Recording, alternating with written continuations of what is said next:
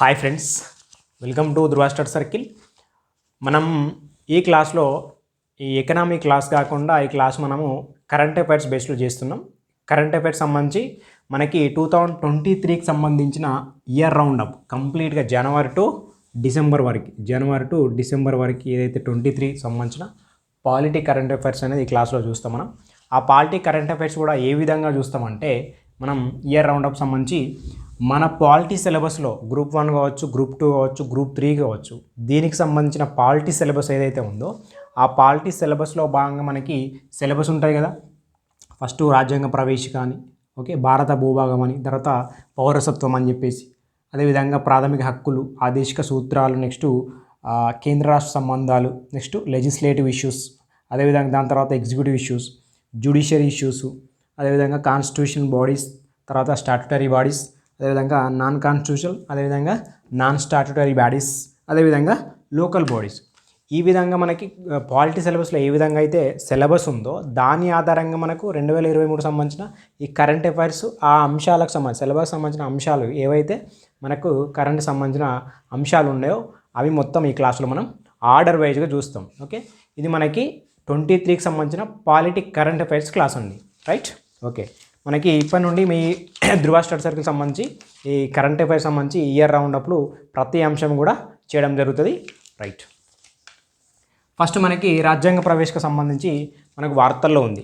ఏ విధంగా వార్తల్లో ఉందంటే, కర్ణాటక గవర్నమెంట్ అనేది మనకి ప్రతి స్కూల్లో కావచ్చు, ఓకే, ఇతర విద్యాలయాల్లో కావచ్చు, విశ్వవిద్యాలయాల్లో కావచ్చు, ఈ అన్నిట్లో మనకి రాజ్యాంగం తప్పనిసరి, అంటే రాజ్యాంగ పీఠిక తప్పనిసరి అని చెప్పేసి, అంటే ప్రేయర్ సమయంలో మనకి రాజ్యాంగ పీఠిక తప్పనిసరి అని చెప్పేసి కర్ణాటక గవర్నమెంట్ డిసైడ్ చేయడం జరిగింది. ఓకే, నిర్ణయించడం జరిగింది. అందుకు మనకు వార్తల్లో ఉంది రాజ్యాంగ ప్రవేశిక. రైట్, నెక్స్ట్ మనకు రాజ్యాంగం డోగ్రీ వర్షన్లో మనకి రావడం జరిగింది. డోగ్రీ వర్షన్, ఓకే, రాజ్యాంగం అనేది డోగ్రీ వర్షన్లో వచ్చిందని చెప్పేసి గుర్తుపెట్టుకోవాలి. మనకి డోగ్రీకి సంబంధించి ఇది ఒక భాష. రైట్, మనకి ఈ 92 కాన్స్టిట్యూషనల్ అమెండ్మెంట్ యాక్ట్ కింద మనము డోగ్రీ కానీ, మైథిలి కానీ, సంతాలి, బోడో, ఓకే, ఈ 4 భాషల్ని మనం చేర్చుకుంటాం. 92వ రాజ్యాంగ సవరణ ద్వారా ఈ రాజ్యాంగంలో మనకి చేర్చడం ద్వారా మనకి టోటల్గా 22 భాషలు అనేటివి మనం ఆమోదించుకోవడం జరిగింది. ఫస్ట్ 18 ఉంటాయి, ఇవి 4 తర్వాత మనకి 22 భాషలు అనేవి మనం ఆమోదించుకోవడం. దాంట్లో డోగ్రీ వర్షన్లో మనకి రాజ్యాంగం అనేది రావడం జరిగింది, అది గుర్తుపెట్టుకోవాలి. నెక్స్ట్ మనకి తొలి సంవిధాన్ పార్క్ రాజస్థాన్లో, తొలి సంవిధాన్ పార్క్ ఎక్కడ అంటే రాజస్థాన్లో మనకి ప్రెసిడెంట్ ఆఫ్ ఇండియా స్టార్ట్ చేయడం జరిగింది.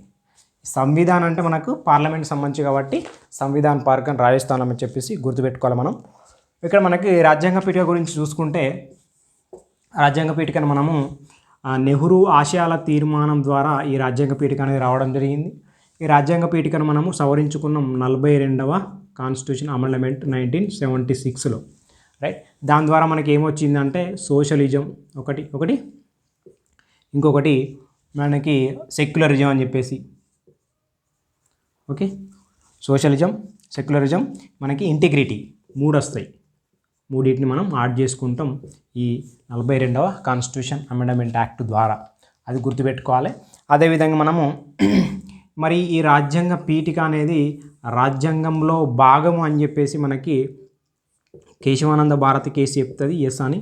అదేవిధంగా భాగం కాదు అని చెప్పేసి బెరీ కేసు చెప్తుంది, బెరీ అని చెప్పేసి మాట్లాడతాం, అది గుర్తుపెట్టుకోవాలి. అంటే రాజ్యాంగ పీఠిక అనేది రాజ్యాంగంలో భాగమే అని చెప్పేసి కేశవానంద భారతి కేసు చెప్తే, మనకి ఈ బెరీ కేసు అని చెప్తుంది అంటే మనకి రాజ్యాంగంలో భాగం కాదు అని చెప్పేసి మాట్లాడుతుంది. అవి కేసుల గురించి. రైట్, ఇది రాజ్యాంగ పీఠిక గురించి. నెక్స్ట్ మనకు ఫస్ట్ కాన్స్టిట్యూషన్ లిటరేచర్ సంబంధించి ఫస్ట్ కాన్స్టిట్యూషన్ లిటరేచర్ డిస్ట్రిక్ట్గా మనకి Kollam, okay, first constitution literature డిస్ట్రిక్ట్గా కొల్లాం అనేది ఎన్నిక కావడం జరిగింది. కేరళ డిస్ట్రిక్ట్, ఇది కేరళలో ఉన్న ఒక డిస్ట్రిక్ట్ అని చెప్పేసి గుర్తుపెట్టుకోవాలి. ఇది మనకి రాజ్యాంగ ప్రవేశిక గురించి మనకు కరెంట్ అఫైర్స్ సంబంధించి, ఓకే, ఫస్ట్ టాపిక్ అది. Next union and its territory, అంటే భారత భూభాగం ఉంది కదా, దానికి సంబంధించిన కరెంట్ అఫైర్స్ చూస్తే మనము మనకి భారత్ అనే పదం మనకు వివాదంలో ఉంది, మనకు తెలుసు, రైట్. ఇటీవల మనము G20 సదస్సు నిర్వహించుకున్నాం భారత్ అధ్యక్షతన, రైట్, 2023లో. అట్లా మనకి G20 యొక్క ఇన్విటేషన్ కార్డ్స్ ఏవైతే ఉంటాయో దానికి సంబంధించి ఆ కార్డ్స్లో మనము భారత్ దట్ ఈజ్ ఇండియా అని చెప్పేసి మనం మాట్లాడుకున్నాం. అంటే ఇండియా దట్ ఈజ్ భారత్ అని చెప్పేసి మనకి రాజ్యాంగంలో ఉంటుంది, ఇండియా దట్ ఈజ్ భారత్. అయితే ఇక్కడ భారత్ అనే పదం వివాదాస్పదం ఉందని చెప్పేసి మనం గుర్తుపెట్టుకోవాలి. అది మనకు భారత భూభాగానికి సంబంధించి.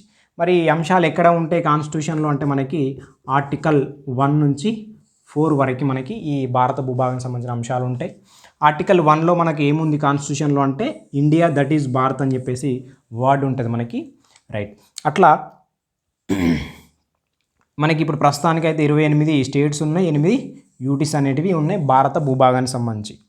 ఓకే, ఈ మన ఆర్టికల్ 3 ప్రకారం మనం ఒక రాష్ట్ర సరిహద్దులను మార్చుకోవచ్చు, ఓకే, పేర్లను మార్చుకోవచ్చు, ఓకే, ఒక రాష్ట్రాన్ని విలీనం చేసుకోవచ్చు, ఓకే, ఒక రాష్ట్రాన్ని తొలగించుకోవచ్చు.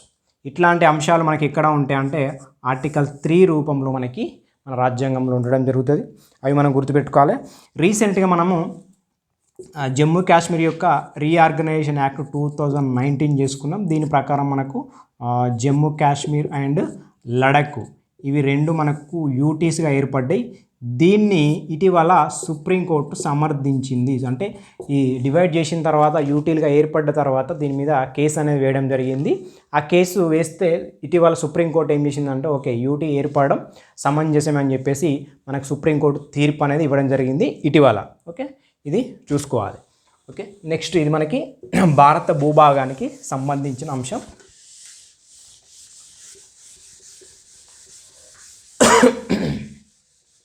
నెక్స్ట్ అంశం ఏంటంటే సిటిజన్షిప్. ఓకే, పౌరసత్వం, దీన్నే సిటిజన్షిప్ అని చెప్పేసి అంటాం. అయితే మనకి ఇటీవల 2,25,000 మంది 2,25,000 మంది మనకి భారత పౌరసత్వాన్ని అంటే మనకి వదులుకున్నారట. భారత పౌరసత్వాన్ని వదులుకోవడం జరిగింది అని చెప్పేసి గుర్తుపెట్టుకోవాలి ఇటీవల కాలంలో, రైట్. హయ్యెస్ట్ ఇన్ 1 ఇయర్లో, ఒక సంవత్సరంలోనే మనకి హయ్యెస్ట్ అని చెప్పేసి గుర్తుపెట్టుకోవాలి. నెక్స్ట్ మనకి సిటిజన్షిప్ యాక్ట్ 1955 అదేవిధంగా సెక్షన్ 6 మనకి వార్తల్లో ఉన్నాయి. దీని ప్రకారం ఏంటంటే మనకు ఇక్కడ అస్సాం ఒప్పందం అని చెప్పేసి ఉంటుంది మనకి, అస్సాం ఒప్పందం.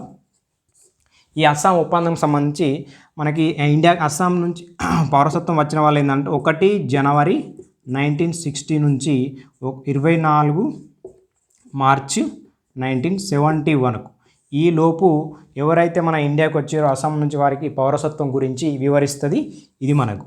మరి ఇది ఆర్టికల్ 6 అనేది పాకిస్తాన్ గురించి వచ్చిన వాళ్ళ గురించి మాట్లాడుతుంది. సిటిజన్షిప్ పౌరుల గురించి పాకిస్తాన్ నుంచి ఎవరైతే వస్తారో ఇది మనకి 19th జూలై 1948 ఇగో 19th జూలై 1948 లోపు వచ్చిన వాళ్ళే మనకి పౌరులుగా మనకి తీసుకుంటారు. భారత్కి వచ్చిన వాళ్ళు పౌరసత్వం అనేది. ఇదేమో అస్సాం గురించి చెప్తుంది. అస్సాం ఒప్పందం ఎప్పుడు అంటే 1 జనవరి 1960 నుంచి మనకి 24 మార్చ్ 1970 లోపు వచ్చిన వాళ్ళు మనకి అస్సాం ఒప్పందంలో భాగంగా వీళ్ళకి ఈ డేట్ ఉంటే ఇది మనకి పాకిస్తాన్ నుంచి వచ్చిన పౌరులకేమో ఈ డేట్ ఉందని చెప్పేసి మరి ఈ సెక్షన్ అనేది వార్తల్లో ఉంది. ఎందుకంటే ఇది ఆర్టికల్ 6 అనేది ఏమో 48 వస్తే పాకిస్తాన్ వాళ్ళకి 48 వర్తిస్తే ఇక్కడేమో అస్సాం వాళ్ళకి 60 నుంచి 71 వర్తిస్తుందని చెప్పేసి కాన్ఫ్లిక్ట్గా ఉండడం జరిగింది.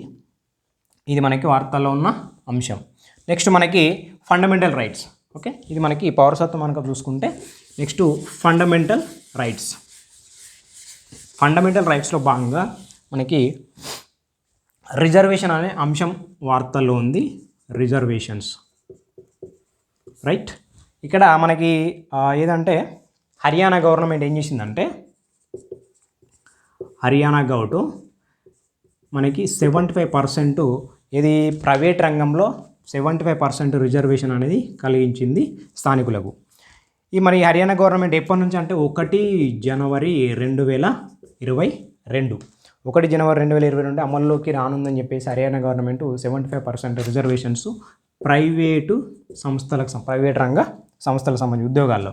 మరి ఎట్లాంటి ప్రైవేట్ రంగ సంస్థలు అంటే 10 మంది ఎంప్లాయీస్ కలిగి ఉండాలి, అదేవిధంగా 30,000 లోపు శాలరీ అనేది కలిగి ఉండాలి. అట్లాంటి వాళ్ళకు మాత్రమే ఈ 75 రిజర్వేషన్స్ వర్తిస్తాయి అని చెప్పేసి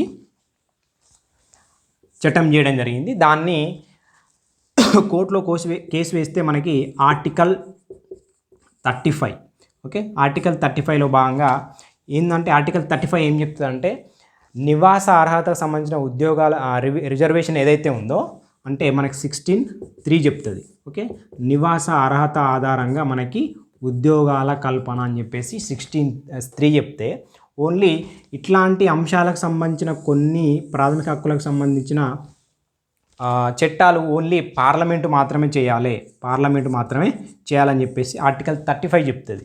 రైట్, ఇది మనకి 16(3)లో భాగంగా నివాస అర్హతకు సంబంధించిన ఉద్యోగాల రిజర్వేషన్ గురించి మాట్లాడతాం కదా. అట్లా ఓన్లీ పార్లమెంటే చట్టం చేయాలి, స్టేట్ చేయకూడదు. ఇది ఈ విషయంలో మనకి రిజర్వేషన్ సంబంధించి హర్యానా గవర్నమెంట్ చేసింది కాబట్టి కాన్ఫ్లిక్ట్గా ఉండడం జరిగింది. ఇంకొక అంశం ఏంటంటే మనకి 19(1)D అంటే మూవ్ ఫ్రీలీ, అంటే మనం ఎక్కడికైనా వెళ్ళొచ్చు, మన దేశానికి సంబంధించి భారత భూభానికి సంబంధించి ఎక్కడైనా వెళ్ళొచ్చు, ఫ్రీ మూవ్లీ అని చెప్పేసి ఇది కూడా మనకి చెప్తుంది. అదేవిధంగా ఇంకొక అంశం ఏంటంటే 19(1)G, ఓకే, ఏదైనా ప్రొఫెషన్ కావచ్చు లేకుంటే బిజినెస్ కావచ్చు, ఇట్లాంటి అంశాలు మనకు స్వేచ్ఛగా చేసుకోవచ్చు అని చెప్పేసి 19(1)G చెప్తుంది. ఇట్లాంటి యొక్క ప్రాథమిక హక్కులకు సంబంధించిన అంశాలకి కొన్ని మాత్రం ఖచ్చితంగా పార్లమెంటే చేయాలి, హర్యానా గవర్నమెంట్ మన స్టేట్ గవర్నమెంట్ చేయరాదు అని చెప్పేసి ఈ కేసు అనేది కొట్టివేయడం జరిగింది. ఈ చట్టాన్ని ఇక్కడ మనకి కాన్ఫ్లిక్ట్గా ఉంది కాబట్టి హర్యానా గవర్నమెంట్ 75% రిజర్వ్ చేసింది అని చెప్పేసి గుర్తుపెట్టుకోవాలి. ఇది రిజర్వేషన్కి సంబంధించి. నెక్స్ట్ మనము ఇదే రిజర్వేషన్ అంశము బీహార్ గవర్నమెంట్ కూడా చేసిందండి. బీహార్ గవర్నమెంట్ ఎంత అంటే 65% రిజర్వేషన్స్ ఆమోదించింది. దానికి సంబంధించి మనకి ఎస్సీకి సంబంధించి 20%, ఎస్టీకి సంబంధించి 2%, అదేవిధంగా ఓబీసీకి సంబంధించి 43%, మొత్తము 65% రిజర్వేషన్ అనేది ఆమోదించడం జరిగింది. దీనికి సంబంధించిన ఈ రిజర్వేషన్ అనేది మనకి ఎబో 50 దాటుతుంది కాబట్టి ఎబో 50% అనే క్యాప్ మనకి ఏ కేసులో చెప్తా అంటే మైసూర్ బాలాజీ కేసు, అదేవిధంగా మనకి ఇందిరా సహాని కేసు అనేది చెప్తుంది. 50% క్యాప్ ఉండాలి రిజర్వేషన్లో అని చెప్పేసి, ఏది ఎస్సీ ఎస్టీ ఓబీసీకి సంబంధించిన రిజర్వేషన్లో 50% క్యాప్ ఉండాలని చెప్పేసి. ఇటీవల కాలంలో రీసెంట్గా మనకు జన్హిత్ అభియాన్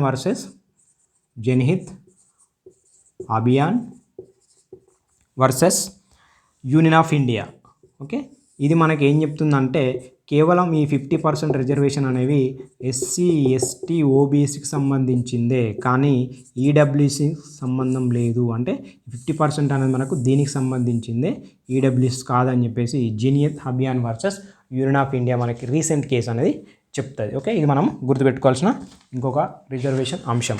నెక్స్ట్ మనకి హర్యానా గవర్నమెంట్ రిజర్వేషన్ని ఆమోదించింది, అదేవిధంగా బీహార్ గవర్నమెంట్ కూడా రిజర్వేషన్లను ఆమోదించింది.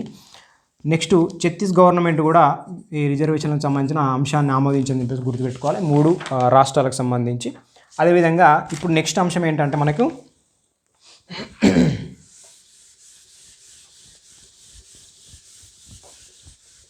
రైట్, ఇప్పుడు మనకి ఆర్టికల్ 19 అదేవిధంగా ఆర్టికల్ 21 అనేది మనకి విస్తరించింది సుప్రీంకోర్టు. సుప్రీంకోర్టు అనేది మనకి ఆర్టికల్ 19 అండ్ ఆర్టికల్ 21, ఈ ఆర్టికల్ 19 ఆర్టికల్ 21ని ఏ విధంగా విస్తరించిందంటే మనకి ఈ కేసు ఏదంటే మనకు Kaushal Kishore versus state of UP. ఈ కేసులో భాగంగా మనకి ఆర్టికల్ 19 అండ్ 21 అనేది విస్తరించడం జరిగింది ప్రాథమిక హక్కుల్లో భాగంగా. మరి ఎట్లా విస్తరించడం జరిగిందంటే ఈ ప్రజాప్రతినిధులు ఉంటారు కదా మనం ఎన్నుకున్న వాళ్ళు, ఈ ప్రజాప్రతినిధుల యొక్క భావ ప్రకటన స్వేచ్ఛ అనేది మనకి అదనపు పరిమితులు అవసరం లేదు. అదనపు పరిమితులు అవసరం లేదు. మనకి జనరల్గా 8 రెస్ట్రిక్షన్స్ ఉంటాయి. 19(2)లో భాగంగా క్లాస్ 2లో భాగంగా 8 రెస్ట్రిక్షన్స్ అనేటివి ఉంటాయి.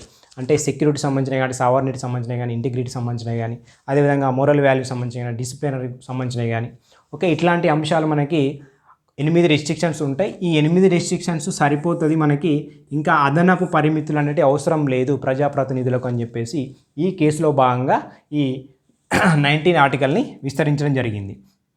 అదేవిధంగా ఆర్టికల్ 19(1)(a) అదేవిధంగా ఆర్టికల్ 21 వీటిని రాజ్యాంగ ఉల్లంఘన జరిగిందని చెప్పేసి వ్యతిరేకంగా మనము ఎట్లా కేసు వేస్తామంటే పౌరులకు వ్యతిరేకంగా కూడా వేయచ్చు అని చెప్పేసి. ఇంతకుముందు ఏంటంటే కేవలం స్టేట్కు వ్యతిరేకంగా మాత్రమే వేసేవాళ్ళం.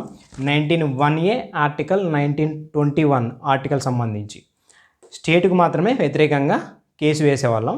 ఇప్పుడు మనము పౌరులకు వ్యతిరేకంగా కూడా కేసు వేయచ్చు అని చెప్పేసి ఈ ఆర్టికల్ని విస్తరణ అనేది జరిగిందని చెప్పేసి గుర్తుపెట్టుకోవాలి మనం.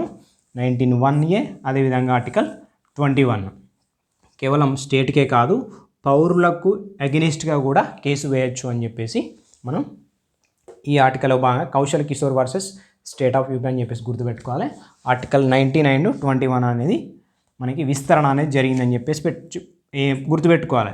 ఇక్కడ ప్రజాప్రతినిధుల పరిమితులు అనేటివి మనము అదనంగా అవసరం లేదు. జస్ట్ మనకున్న రెస్ట్రిక్షన్స్ 19(2)లో భాగంగా 8 ఉన్నాయి, అవి సరిపోతుంది. ఇంకా అదనంగా ప్రజాప్రతినిధులకు పరిమితులు అనేది అదనంగా అవసరం లేదని చెప్పేసి చెప్పడం జరిగింది.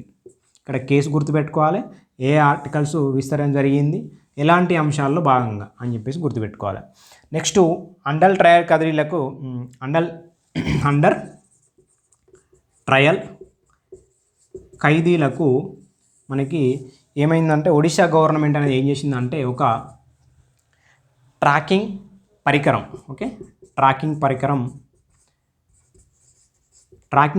వేసి బయటికి అనేది వదులుతుంది. ఓకే, ఈ ట్రాకింగ్ పరికరం ఏంటంటే ఆ అండర్ ఖైదీలను బయటికి వదిలినప్పుడు ఏంటంటే ఆ పరికరం అనేది ట్రాకింగ్ చేస్తుంది, ఎక్కడ ఉన్నాడు ఏం చేస్తున్నాడు అని చెప్పేసి ట్రాకింగ్ చేస్తుంది. అట్లాంటి అంశం ఫస్ట్ టైము ఒడిశా గవర్నమెంట్ అనేది చేయడం జరిగింది అండర్ ట్రయల్ ఖైదీల విషయంలో.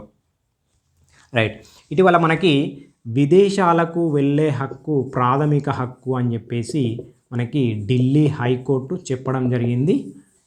ఇది గుర్తుపెట్టుకోవాలి. ఇది మనకు మేనకా గాంధీ కేసులో భాగంగా మనం చూస్తాం. ఫస్ట్ విదేశాలకు వెళ్ళే హక్కు ప్రాథమిక హక్కు అని చెప్పేసి ఇటీవల ఢిల్లీ హైకోర్టు అనేది చెప్పడం జరిగింది. మనకి 21 ఆర్టికల్లో భాగంగా అని చెప్పేసి గుర్తుపెట్టుకోవాలి. ఇది right to move out side country. Okay, ఏం చెప్తుంది? Right to move out side country అనేది 21 మేనకా గాంధీ కేసు విషయంలో మనం చూడొచ్చు. ఇది మనకి 21 ఆర్టికల్ సంబంధించి. ఓకే, ఇటీవల విదేశాలకు వెళ్ళే హక్కు ప్రాథమిక హక్కు అని చెప్పేసి ఏ హైకోర్టు చెప్పిందంటే మనకు ఢిల్లీ హైకోర్టు. ఇది 21 article right to move out side country అని చెప్పేసి 21 ఆర్టికల్ మనకి తెలుపుతుంది. రైట్, నెక్స్ట్ మనకు రిలీజియన్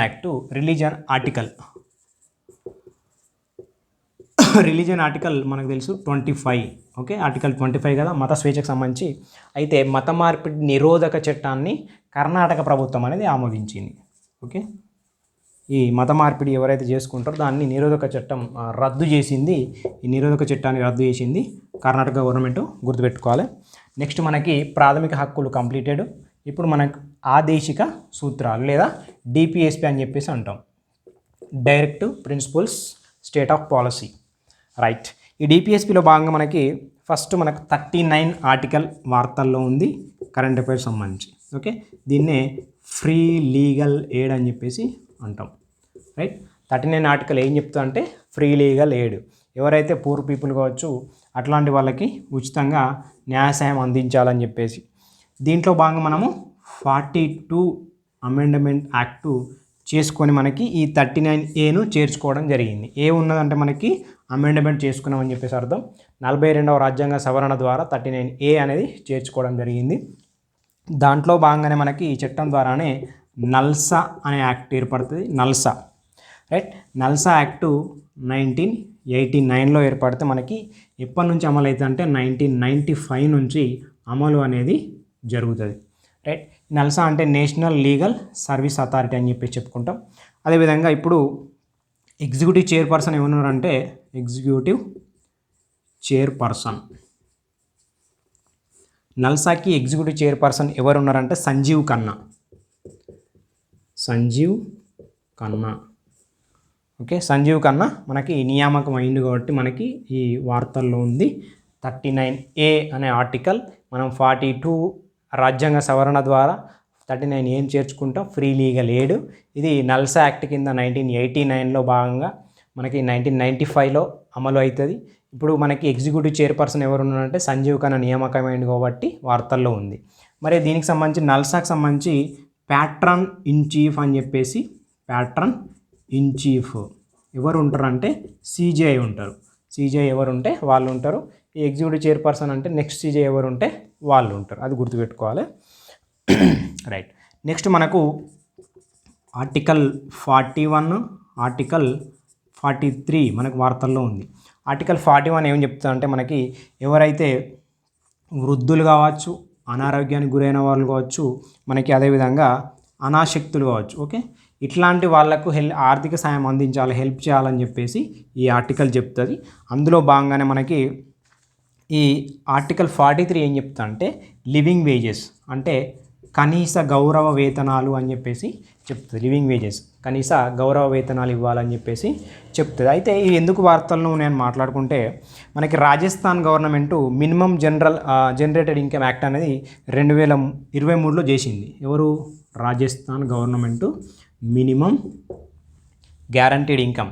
దానిలో భాగంగానే ఏం చేసిందంటే మనకి ఈ MGNREGS ఉంది కదా, MGNREGS మనకు రూరల్లో అయితే 100 days వర్క్ అనేది ఉంటుంది. కానీ ఇక్కడ 125 days వర్క్ కల్పించి వీళ్ళకి ఇందిరాగాంధీ పథకం అని చెప్పేసి పెట్టి 125 days అనేది అర్బన్లో కూడా మనకి ఈ స్కీమ్ అనేది ఇంప్లిమెంట్ చేస్తున్నది రాజస్థాన్ గవర్నమెంట్. ఇది మనం గుర్తుపెట్టుకోవాలి. ఓకే, అందుకు మనకు ఇవి రెండు మనకి వార్తల్లో ఉన్నాయి. రాజస్థాన్ గవర్నమెంట్ అని చెప్పేసి మనం గుర్తుపెట్టుకోవాలి దీనికి సంబంధించి. రైట్.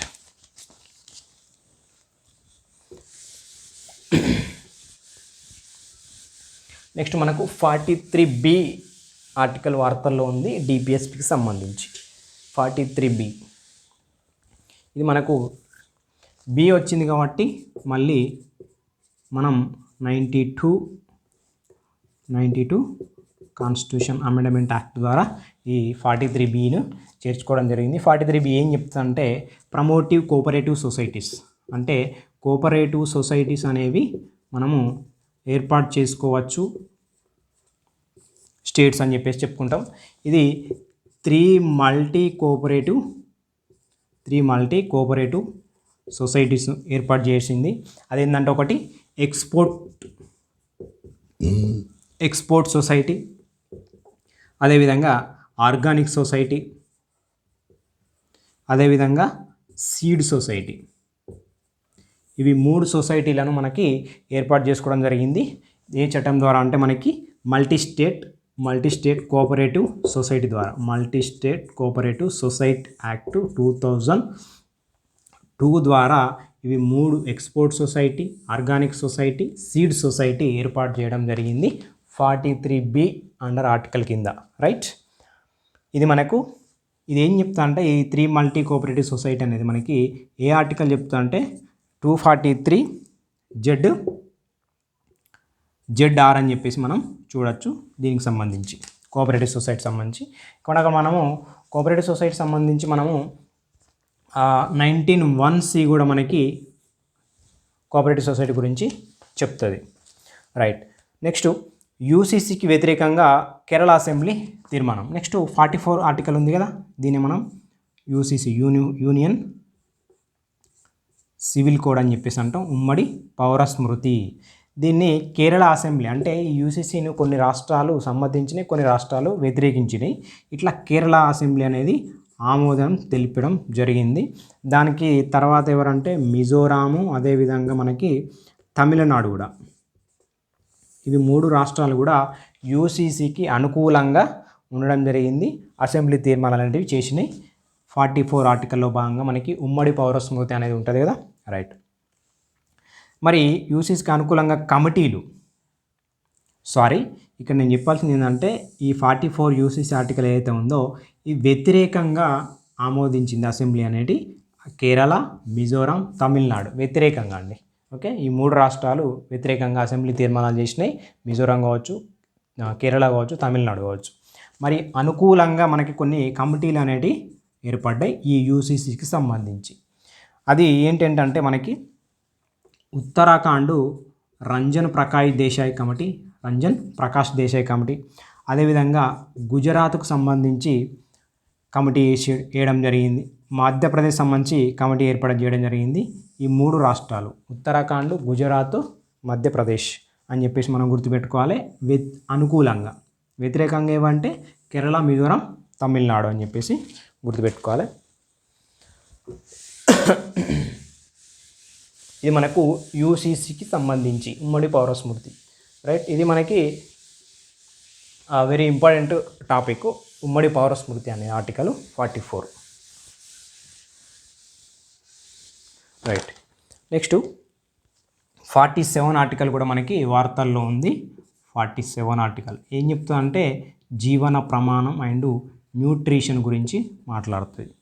జీవన ప్రమాణం అండ్ న్యూట్రిషన్ గురించి ఎట్లా అంటే రాజస్థాన్ గవర్నమెంట్ మనకి దీనికి సంబంధించి రైట్ టు హెల్త్ యాక్ట్ అనేది చేయడం జరిగింది ఇటీవల. ఏది అంటే రాజస్థాన్ గవర్నమెంట్ అని చెప్పేసి మనం గుర్తుపెట్టుకోవాలి. రైట్ టు హెల్త్ యాక్ట్ ఏ రాష్ట్రం చేసిందంటే రాజస్థాన్. ఆ రైట్ టు హెల్త్ అనే యాక్ట్ దేనికి సంబంధం, ఏ ఆర్టికల్లో వస్తుంది అంటే మనకి 47 జీవన ప్రమాణం గురించి కానీ న్యూట్రిషన్ గురించి కానీ మనకి 47 ఆర్టికల్ వివరిస్తుంది, రైట్. అదేవిధంగా మనకి ఇది మనకు డిపిఎస్కి సంబంధించి. నెక్స్ట్ కేంద్ర రాష్ట్ర సంబంధించి అంశం, కేంద్ర రాష్ట్రాలకు సంబంధించి ఫుంచి కమిషన్ సిఫార్సులపై మినిస్టర్ ఆఫ్ హోమ్ అఫైర్స్ ఏంటంటే రాష్ట్రాల అభిప్రాయాన్ని కోరింది. ఫుంచి కమిషన్, మనకి ఈ ఫుంచి కమిషన్ గురించి గ్రూప్ 1లో క్వశ్చన్ రావడం జరిగింది 2023లో భాగంగా, రైట్. అట్లా ఈ 2007లో మనకి వస్తే 2010లో మనకి రిపోర్ట్ అనేది, నివేదిక అనేది ఇవ్వడం జరిగింది. ఇది ఏం సిఫారసు చేస్తుందంటే దాదాపు 300 అంశాలు అనేవి మనకి సిఫారసు చేయడం జరుగుతుంది పూంచి కమిషన్ ఎందుకు వార్తల్లో ఉందంటే పూంచి కమిషన్ యొక్క సిఫార్సుల అమలుపై మనకి రాష్ట్రాలు ఏంటంటే అభిప్రాయాలు అనేది అడిగింది. ఇది మినిస్టర్ ఆఫ్ హోమ్ అఫైర్స్ అనేది రాష్ట్రాల యొక్క అభిప్రాయాలను కోరింది, అందుకు మనకు వార్తల్లో ఉంది. మరి కొన్ని అంశాలు చూసుకుంటే ముఖ్యంగా గవర్నర్కు సంబంధించిన అంశాలు చూసుకుంటే మనము గవర్నర్ అయిన వాళ్ళు ఖచ్చితంగా సీఎం సంప్రదించిన తర్వాతనే, అంటే ఆ రాష్ట్ర సీఎం సంప్రదించిన తర్వాతనే మనకి ప్రెసిడెంట్ ఆఫ్ ఇండియా నియమించాలి గవర్నర్ అని చెప్పేసి ఒకటి. అదేవిధంగా దాదాపు 2 సంవత్సరాల ముందు నుండి యాక్టివ్ పాలిటిక్స్లో ఉండకూడదని చెప్పేసి. అదేవిధంగా ఒక బిల్లుల ఆమోదం గడువు ఏంటంటే ఒక 6 months పెట్టాలని చెప్పేసి. అదేవిధంగా ఇంకొక విషయం ఏంటంటే మనకి ఈ రాష్ట్ర విశ్వవిద్యాలయాలకు సంబంధించి వైస్ ఛాన్సలర్గా ఉండకూడదని చెప్పేసి. ఓకే, వైస్ ఛాన్సలర్గా ఉండకూడదు. అదేవిధంగా నిర్దిష్ట పదవీ కాలం అనేది ఉండాలని చెప్పేసి. ఓకే, నిర్దిష్ట పదవీ కాలం. ఇట్లాంటి అంశాలు మనకి ఫుంచి కమిషన్ సంబంధించిన గవర్నర్కి సంబంధించిన అంశాలు ఇవి. ఫుంచి కమిషన్ ఇది ఎందుకు వార్తల్లో ఉందంటే రాష్ట్రాలను అభిప్రాయాలు కోరింది. ఫుంచి కమిషన్ యొక్క సిఫార్సులు మనం ఇంప్లిమెంట్ చేయొచ్చు, ఏ విధంగా చేయొచ్చు అని చెప్పేసి ఒక అభిప్రాయం అనేది కోరింది సెంట్రల్ గవర్నమెంట్, రైట్. అదేవిధంగా మనకి రీసెంట్గా జోనల్ కౌన్సిల్ మీటింగ్స్ అనేవి జరిగినాయి. అది మనం చూడాలి. ఒకటి ఏంటంటే ఈ 31st జోనల్ కౌన్సిల్ మీటింగ్ ఇక్కడ అంటే అమృత్సర్లో జరిగింది. అదేవిధంగా 26th ఈస్ట్ జోనల్ కౌన్సిల్ ఎక్కడ అంటే ఇదేమో నార్త్ అమృత్సర్లో, ఈస్ట్ జోనల్ కౌన్సిల్ అనేది పాట్నాలో జరిగింది. అదేవిధంగా 26th వెస్ట్ జోనల్ కౌన్సిల్ అనేది మనకి గాంధీనగర్లో జరిగింది. ఓకే, నార్త్ 31st అమృత్సర్లో, 26th ఈస్ట్ కౌన్సిల్ జోనల్ పాట్నాలో, 26th వెస్ట్ జోనల్ కౌన్సిల్ మనకి గాంధీనగర్లో అని చెప్పేసి గుర్తుపెట్టుకోవాలి. ఈ జోనల్ కౌన్సిల్ అనేది మనకి రీఆర్గనైజేషన్ యాక్ట్ 1956 ద్వారా ఏర్పాటు చేసుకుంటాం, రైట్. అది మనకి ఎవరి సిఫార్సుల మేరకు అంటే ఫజల్ అలీ సిఫార్సుల మేరకు చేసుకుంటాం మనం. అదేవిధంగా ఈ నార్త్ జోనల్ అనేది మనకి ఎప్పుడు యాడ్ అయిందంటే 1971లో యాడ్ అయిందండి. North east zonal, right. Okay, ఇది మనకి కేంద్ర రాష్ట్ర సంబంధాలకు సంబంధించి ఒక అంశము. నెక్స్ట్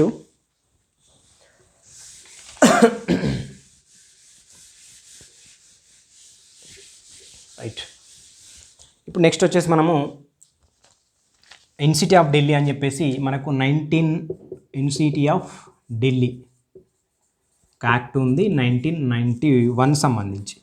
ఇది సవరణ జరిగింది రీసెంట్గా. ఎట్లా సవరించాలంటే government of NCT of Delhi act amendment కదా 2023 అని చెప్పేసి దీన్ని సవరణ చేయడం జరిగింది. ఇది ఏం చేస్తుందంటే మనకి NCCSA అంటే national capital civil service authority అని చెప్పేసి ఒక సంస్థను ఏర్పాటు చేసింది, స్థాపించింది NCC, right. NCCSA national capital civil service authority. ఇది మనకి జనరల్గా చైర్మన్ దీనికి ఇలాంటి ఒక అసోసియేషన్ అథారిటీని ఏర్పాటు చేసి చైర్మన్గా ఎవరిని చేశారంటే ఢిల్లీ సీఎం. సభ్యులు ఎవరంటే మనకి హోమ్ సెక్రటరీ ఉంటాడు, అదేవిధంగా సిఎస్ ఉంటాడు. ఓకే, ఢిల్లీ సిఎస్ అంటే ఢిల్లీ గవర్నమెంట్ యొక్క సిఎస్ ఉంటాడు, హోమ్ సెక్రటరీ ఉంటాడు, చైర్పర్సన్గా మనకి ఢిల్లీ సీఎం ఉంటారు. ఇది మనకి ఈ NCCSA అథారిటీ యొక్క సభ్యులకు సంబంధించి. మరి ఈ సభ్యులు ఏం చేస్తారంటే ఒక అంశాన్ని ప్రతిపాదించి మెజారిటీ అంటే ఎవరైతే 2-1 అంటే 2 ఓట్లు అధికంగా ఎవరైతే వస్తాయో అట్లా దీన్ని మెజారిటీ ప్రకారంగా తీసుకొని మనకి లెఫ్టినెంట్ గవర్నర్కి మనకి అడ్వైజ్ అనేది చేస్తారు, రైట్. అడ్వైజ్ అనేది లెఫ్టినెంట్ గవర్నర్ చేస్తే లెఫ్టినెంట్ గవర్నర్ అనేది ఆమోదిస్తాడు. ఆమోదించవచ్చు, విచక్షణాధికారంగా ఆమోదించకపోవచ్చు, ఆయన ఇష్టం. ఓకే, విచక్షణాధికారం అనేది ఉంటుంది. ఓకే, జనరల్గా ఏంటంటే ఇక్కడ హోమ్ సెక్రటరీ సిఎస్ అనేది గౌట్ ఎంప్లాయీస్, మనకి ఇక్కడ సీఎం ఇతను, రైట్. ఇది మనకు ఎన్సిటీ ఆఫ్ ఢిల్లీకి సంబంధించిన అంశం. ఇప్పుడు మనము ఇంకొక అంశం వచ్చేసి మనకు రీసెంట్గా 106 కాన్స్టిట్యూషన్ అమెండ్మెంట్ యాక్ట్ కింద నారీ శక్తి వందన్ అధియన్ కింద మనకు 33% రిజర్వేషన్స్ ఉమెన్కి కల్పించడం జరిగింది, రైట్. 33% రిజర్వేషన్స్. ఈ 33% రిజర్వేషన్లో భాగంగా మనము 106 కాన్స్టిట్యూషన్ అమెండ్మెంట్ యాక్ట్ అనేది చేసుకోవడం జరిగింది. ఓకే, దాంట్లో భాగంగా ఈ పొలిటికల్ రిజర్వేషన్స్ లోక్సభకు సంబంధించి మనకు 330 ఆర్టికల్ని, అదేవిధంగా అసెంబ్లీకి సంబంధించి 332 ఆర్టికల్ని 330A అని చెప్పేసి అమెండ్మెంట్ చేసుకున్నాం, 332A అని చెప్పేసి అమెండ్మెంట్ చేసుకోవడం జరిగింది. అంటే ఈ 2 ఆర్టికల్ని సవరించడం జరిగింది. 330 ఏదైతే పార్లమెంటుకు సంబంధించిన ఆర్టికల్ ఉందో దాంట్లో 330A అని సవరించి ఈ పార్లమెంట్కి సంబంధించిన ఎంపీ సీట్లలో భాగంగా 33% రిజర్వేషన్ అనేది ఉమెన్స్కి ఇస్తారు. ఇది మనకి అసెంబ్లీకి సంబంధించిన 332 ఆర్టికల్ ఉంది కదా, దాన్ని 332Aలో భాగంగా అసెంబ్లీలో మనకి 33% ఉమెన్స్కి రిజర్వేషన్ అనేది కల్పించడం జరుగుతుంది. అదేవిధంగా మనకు ఢిల్లీకి సంబంధించిన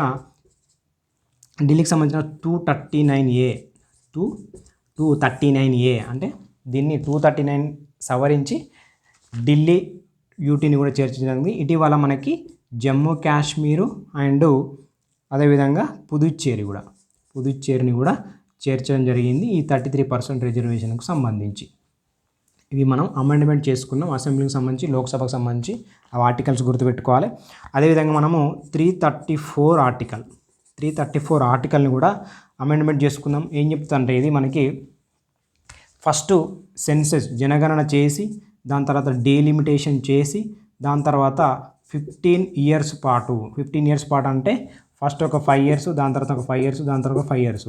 అంటే కొంత ప్రాంతాన్ని 5 ఇయర్స్, ఇంకొంత ప్రాంతానికి 5 ఇయర్స్, ఇంకొంత ప్రాంతానికి 5 ఇయర్స్, అట్లా కంప్లీట్గా 15 ఇయర్స్ రొటేషన్ పద్ధతిలో ఇంప్లిమెంట్ అనేది జరుగుతుంది. 33% రిజర్వేషన్ అనేది ఉమెన్స్కి ఎట్లా జరుగుతుంది అంటే 5 ఇయర్స్ 5 ఇయర్స్ రొటేషన్ పద్ధతిలో 15 సంవత్సరాలలో మొత్తం కంప్లీట్గా చేస్తారు. దాని తర్వాత మళ్ళీ చేయాలా వద్దని చెప్పేసి మళ్ళీ నిర్ణయించడం జరుగుతుంది పార్లమెంట్ యాక్ట్ ద్వారా. రైట్, ఇది రొటేషన్ బేస్లో చేస్తారనమాట. రైట్, ఇది మనకు నారీ శక్తి వందన్ 106 కాన్స్టిట్యూషన్ అమెండ్మెంట్ యాక్ట్ అని గుర్తుపెట్టుకోవాలి. మనకి 330 ఆర్టికల్ వచ్చింది, 332 ఆర్టికల్ వచ్చింది, 334 ఆర్టికల్ వచ్చింది. రైట్, నెక్స్ట్ మనకి AP land titling act, AP land titling act అని చెప్పేసి ఇది 2023 ఎప్పుడు అంటే 31 అక్టోబర్ నుంచి 23 నుండి మనకి ఎప్పుడంటే అమల్లోకి వస్తుంది. ఇది నవంబర్ 5 అనుకుంటా. రైట్, ఇది ఏం చెప్తుంది అంటే మనకు జనరల్గా ఇది జీవో నంబర్ 512 అనేది తీసుకొచ్చింది. ఈ జీవో నంబర్ 512 ఏం చెప్తుందంటే మనకి దీనికి ఏదైతే జీవో నంబర్ 512లో భాగంగా ఒక రిజిస్ట్రేషన్ ల్యాండ్ అనేది రిజిస్టర్ అవుతుందో దాని రెస్పాన్సిబిలిటీ కంప్లీట్గా గౌట్ది అని చెప్పేసి చెప్తుంది. రెస్పాన్సిబిలిటీ ఎవరిదంటే గౌట్ది. రైట్, ఏదన్నా డిస్ప్యూట్స్ వచ్చినప్పుడు, వివాదాలు వచ్చినప్పుడు, ల్యాండ్కి సంబంధించిన వివాదాలు వచ్చినప్పుడు పర్సన్స్ మీద మనం కేసు వేయకుండా జస్ట్ డైరెక్ట్ గౌట్ మీద కేసు వేసే అంత రెస్పాన్సిబిలిటీ ఈ జీవో నంబర్ 512 అనేది మనకి చట్టం చేయడం జరిగింది. ల్యాండ్ టైటిలింగ్ యాక్ట్ ఏపీ అని చెప్పేసి గుర్తుపెట్టుకోవాలి, ఏపీకి సంబంధించింది. ఓకే, ఇది first state land titling act అనేది ఫస్ట్ స్టేటు ఏపీ అనేది చేయడం జరిగింది, ఏపీ గవర్నమెంట్. రైట్, నెక్స్ట్ మనకు కులగణన మనకి రీసెంట్గా బీహార్ అనేది చేసింది, అదొకటి గుర్తుపెట్టుకోవాలి. నెక్స్ట్ రీసెంట్గా ఒడిశా కూడా, రాజస్థాన్ కూడా. ఓకే, కులగణన ఎవరెవరు అంటే బీహారు, ఒడిశా, రాజస్థాన్ అని చెప్పేసి గుర్తుపెట్టుకోవాలి. నేవా అమలు, నేషనల్ ఈ విధాన్ అప్లికేషన్, నేషనల్ ఈ విధాన్ అప్లికేషన్ మనకి గుజరాత్ గవర్నమెంట్ మనకి చేయడం జరిగింది. రాష్ట్రపతి దీన్ని ప్రారంభించింది. ఏంటంటే ఇది ఫస్ట్ రీసెంట్గా యూపీ ఆల్సో. ఓకే, అంటే అంతా ఈ విధానంగా ఎలక్ట్రానిక్ మెథడ్లో భాగంగా ఈ క్యాబినెట్ సిస్టమ్ త్రిపుర ప్రారంభించింది. ఈ క్యాబినెట్ సిస్టమ్ అనేది మనకి త్రిపుర రాష్ట్రం ఆమోదించడం జరిగింది అని చెప్పేసి గుర్తుపెట్టుకోవాలి. ఇది 4th స్టేట్ అండి. మనకి ఫస్ట్ ఉత్తరాఖండ్, అదేవిధంగా సెకండ్ వచ్చేసి యూపీ, థర్డ్ వచ్చేసి మనకి అరుణాచల్ ప్రదేశ్. ఇది మనకి ప్రజెంట్ ఎవరంటే త్రిపుర రాష్ట్రం ఆమోదించడం జరిగింది. రైట్,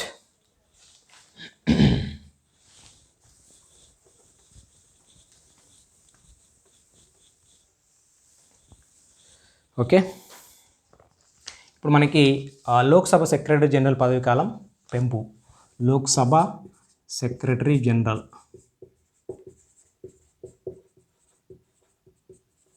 పదవీ కాలం పెంపు ఎంత అంటే ఈ ఉత్పల్ కుమార్, ఈయన ఎవరు అంటే లోక్సభ సెక్రటరీ జనరల్ ఉత్పల్ కుమార్ ఉన్నాడు కదా, అతని పదవీ కాలం అనేది పెంచడం జరిగింది. Okay, next Pramila Malik, Odisha assembly తొలి మహిళా స్పీకర్గా ఎన్నికైంది ప్రమీలా మాలిక్, గుర్తుపెట్టుకోవాలి. మనకి లోక్సభ సెక్రటరీ జనరల్ అంటే ఉత్పల్ కుమార్, అతని పదవీ కాలం అనేది పెంచడం జరిగింది. నెక్స్ట్ ప్రమీలా కుమార్ మనకి ఒడిశా అసెంబ్లీ తొలి మహిళా స్పీకర్, ఒడిశా అసెంబ్లీ తొలి మహిళా స్పీకర్ అని చెప్పేసి గుర్తుపెట్టుకోవాలి, ప్రమీలా కుమార్. నెక్స్ట్ పార్లమెంట్ భవనం ఓల్డ్ సంవిధాన్ సదన్ అంటాం. ఓకే, పార్లమెంటు భవన్ ఓల్డ్ దాన్ని మనం ఏమంటున్నాం అంటే సంవిధాన్ సదన్ అని చెప్పేసి అంటాం. అదేవిధంగా మళ్ళా కొత్తదాన్ని ఏమంటామంటే the parliament house of India, the parliament house of India అని చెప్పేసి మాట్లాడతాం. ఇది మనకు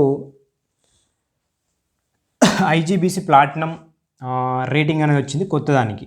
ఇది ఐజీబీసీ ప్లాటినం రేటింగ్ అనేది రావడం జరిగింది. అదేవిధంగా దీని ఇప్పుడు కొత్తదాన్ని మనకి 28 మేన 2023లో మోడీ గారు ప్రారంభించడం జరిగింది. దీని వాస్తుశిల్పి ఎవరంటే బిమల్ పటేల్ అని చెప్పేసి గుర్తుపెట్టుకోవాలి, బిమల్ పటేల్. నెక్స్ట్ సీటింగ్ ఎట్లా అంటే ఎల్ఎస్కి సంబంధించి లోక్సభకు సంబంధించి 888 ఉంటాయి, ఆర్ఎస్కు సంబంధించింది అయితే మొత్తానికి 384 ఉంటాయి. మొత్తానికి 1272 సీటింగ్ అనేది అరేంజ్మెంట్స్ అనేది ఈ కొత్త పార్లమెంట్ భవనంలో చేయడం జరిగింది.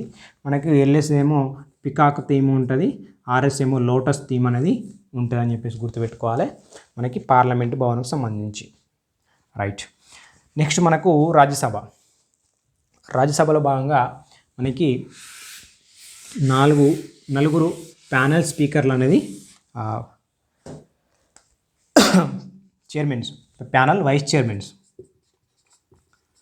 ఈ వైస్ చైర్మన్స్ ఉంటారు కదా, ఈ వైస్ చైర్మన్స్ మొత్తానికి 8 మంది ఉంటారు. దాంట్లో 4 మహిళల్ని ప్రాతినిధ్యం చేస్తున్నారు ప్రస్తుతానికి. ఫస్ట్ టైం, ఎందుకంటే 50% మహిళలకు అనేది ఇవ్వడం జరిగింది ప్యానల్ వైస్ చైర్మన్ల ప్యానల్లో భాగంగా. ఫస్ట్ ఒకరు ఎవరంటే మనకి పిటి ఉషా, ఈమె నామినేటెడ్లో భాగంగా ఎన్నికైంది. నెక్స్ట్ ప్యాంగ్నాన్ కొన్యాక్. మూడోది మనకి సులతా డియో. నాలుగోది ఫౌజియా ఖాన్. ఓకే, ఇట్లా ఎప్పుడైతే వైస్ చైర్మన్ ఏం చేస్తారంటే చైర్మన్ కానీ వైస్ చైర్మన్ కానీ లేనప్పుడు ఈ వైస్ చైర్మన్ ప్యానల్ నుంచి ఒకరు అధ్యక్షత వహిస్తారు. మనకు PT Usha first time nominated vice chairman panel నుంచి పిటి ఉషా అనేది అధ్యక్షత వహించడం జరిగింది. అది కూడా మనం గుర్తుపెట్టుకోవాలి, పిటి ఉషా. రైట్. ఫస్ట్ నాగాలాండ్ మహిళ అండి ఈమె Phangnon Konyak. Right. Next suspension of MPs. మనకి ఒక్క రోజుకు సంబంధించి మనకి 78 మంది సస్పెన్షన్ అనేది కావడం జరిగింది శీతాకాల సమావేశాల్లో భాగంగా. మొత్తం ఎంతమంది అంటే 146 మంది మనకి అత్యధికం అని చెప్పేసి గుర్తుపెట్టుకోవాలి సస్పెన్షన్. ఓకే, ఎంపీస్ సస్పెన్షన్ అని చెప్పేసి గుర్తుపెట్టుకోవాలి, అది మనకి వార్తల్లో ఉంది. Next disqualification.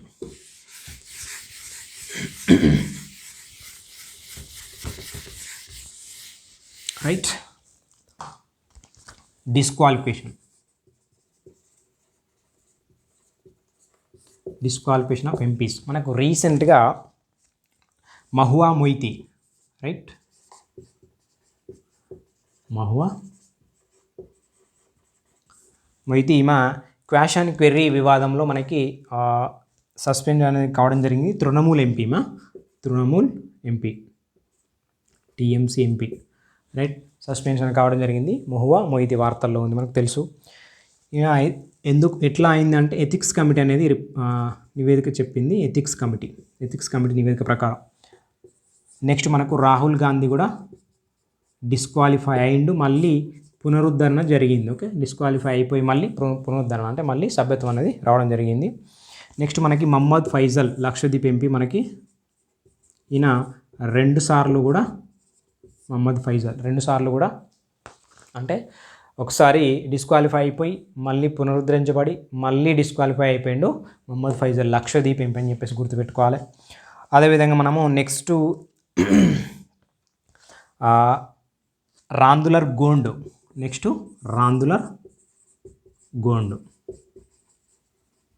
ఇతను కూడా మనకి ఎంపీ.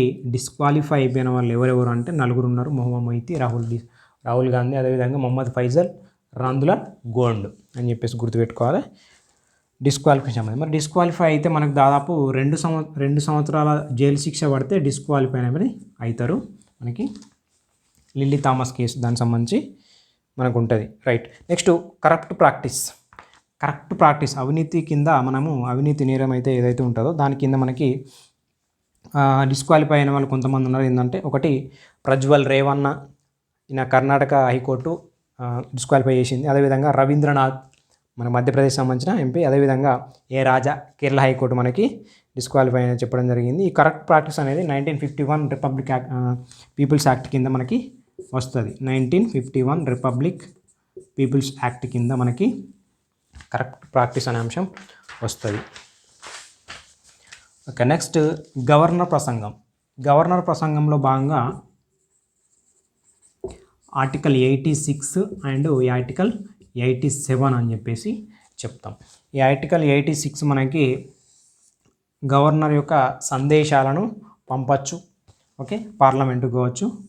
అదేవిధంగా రాష్ట్రపతి యొక్క సందేశాలను పార్లమెంటుకు పంపచ్చు. ఇక్కడ మాత్రం రాష్ట్రపతి సందేశాలు ఏవైతే ఉంటాయో ఖచ్చితంగా పంపాలని చెప్పేసి 87 చెప్తుంది, పంపచ్చు అని చెప్పేసి 86 చెప్తుంది. దీంట్లో భాగంగా మనకి అదేవిధంగా ఇక్కడ మనకు అసెంబ్లీ ఉంటాయి కదా 175 అండ్ 176, ఓకే, ఇది గవర్నర్ సంబంధించి మ్యాండేటరీ అని చెప్పేసి 87 మనకు చెప్తుంది. ఇక్కడ ఎందుకు వార్తల్లో ఉందంటే గవర్నర్ అన్నటైనా మనకు తమిళనాడు గవర్నర్ టిఎన్ రవి తన సొంత ప్రసంగం అనేది చదవడం జరిగింది. అంటే గవర్నమెంట్ ఇచ్చిన ప్రసంగం కాకుండా తన సొంత ప్రసంగం అనేది చదవడం జరిగింది కాబట్టి మనకి వార్తల్లో ఉంది. నెక్స్ట్ ఎగ్జిక్యూటివ్, ఓకే, మనకి లెజిస్లేటివ్ అనేది కూడా కంప్లీట్ అయిపోయింది. ఇప్పుడు ఎగ్జిక్యూటివ్ సంబంధించి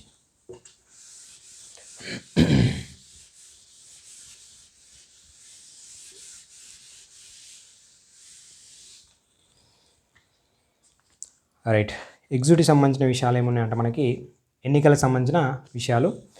తెలంగాణ మనకి 119 అసెంబ్లీ సీట్లో మనకి కాంగ్రెస్ అనేది 64 సీట్లు గెలుచుకొని రేవంత్ రెడ్డి మనకి సీఎం కావడం జరిగింది.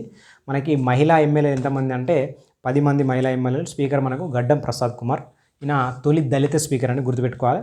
అదేవిధంగా మనకి మధ్యప్రదేశ్ సంబంధించిన 230 సీట్లలో బీజేపీ అనేది మనకి రావడం జరిగింది. మోహన్ యాదవ్, రైట్, ఎంపీకి సంబంధించిన మోహన్ యాదవ్ సీఎం, ఓకే, ఇక్కడ కూడా మనకి BJP government.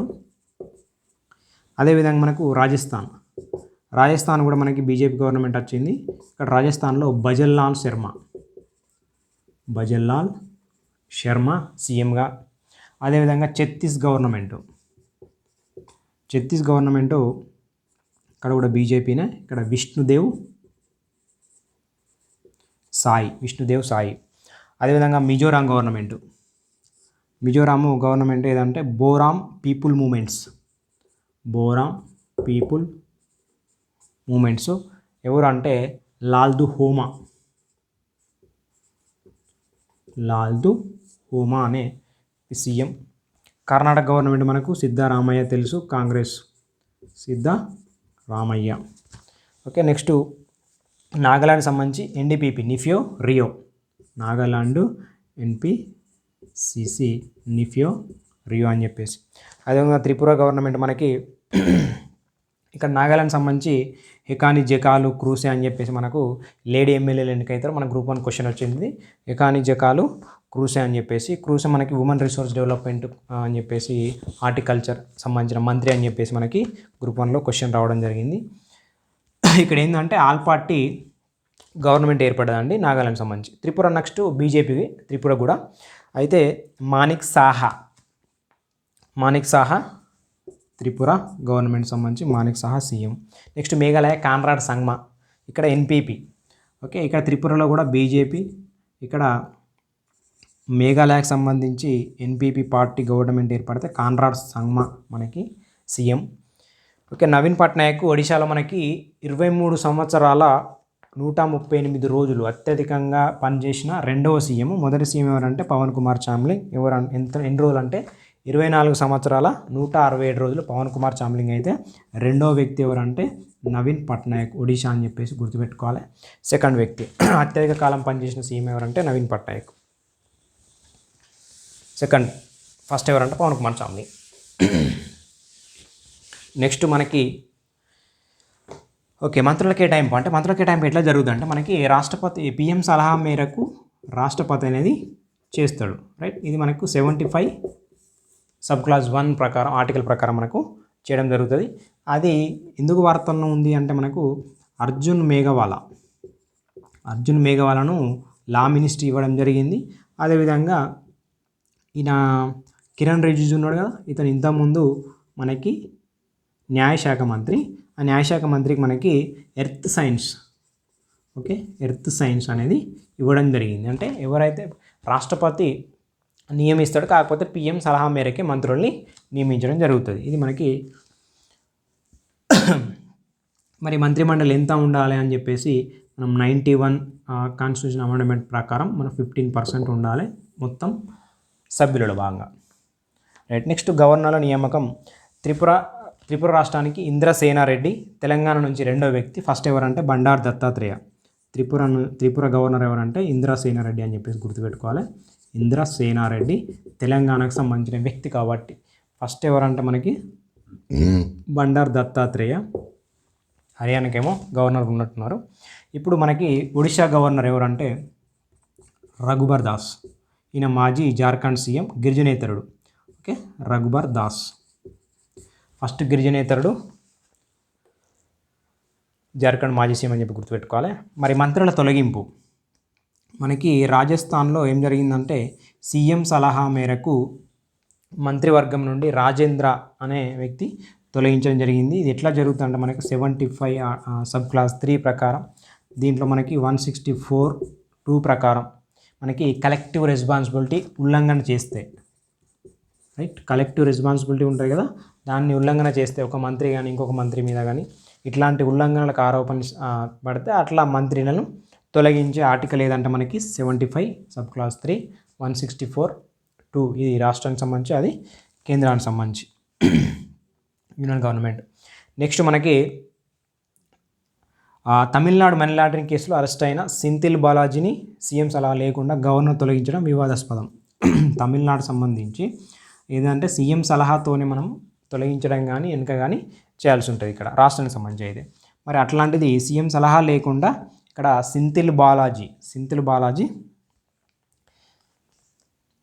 Right, Senthil Balaji అని చెప్పేసి గుర్తుపెట్టుకోవాలి. బాలాజీని గవర్నర్ అనేది తొలగించడం జరిగింది.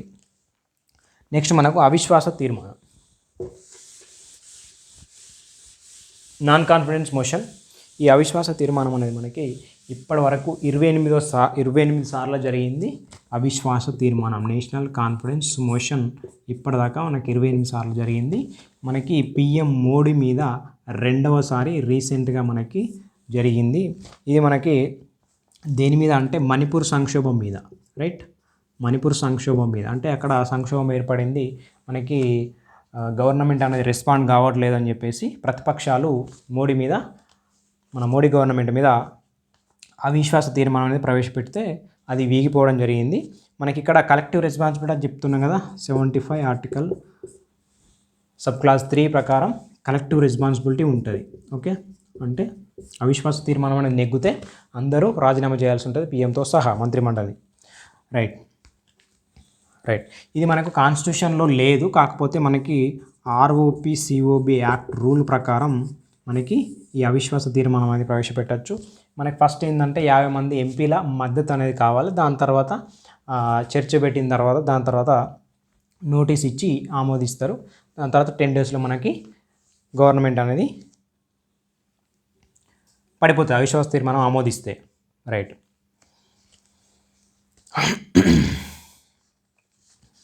నెక్స్ట్ జమిలీ ఎన్నికలపై కమిటీ.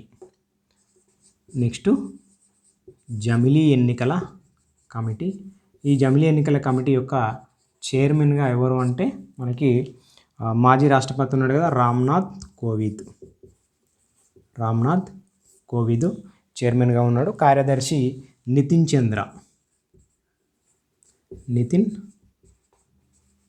చంద్ర ఉండడం జరిగింది. అదేవిధంగా శాశ్వత ఆహ్వానితులు ఎవరు ఉంటారంటే న్యాయశాఖ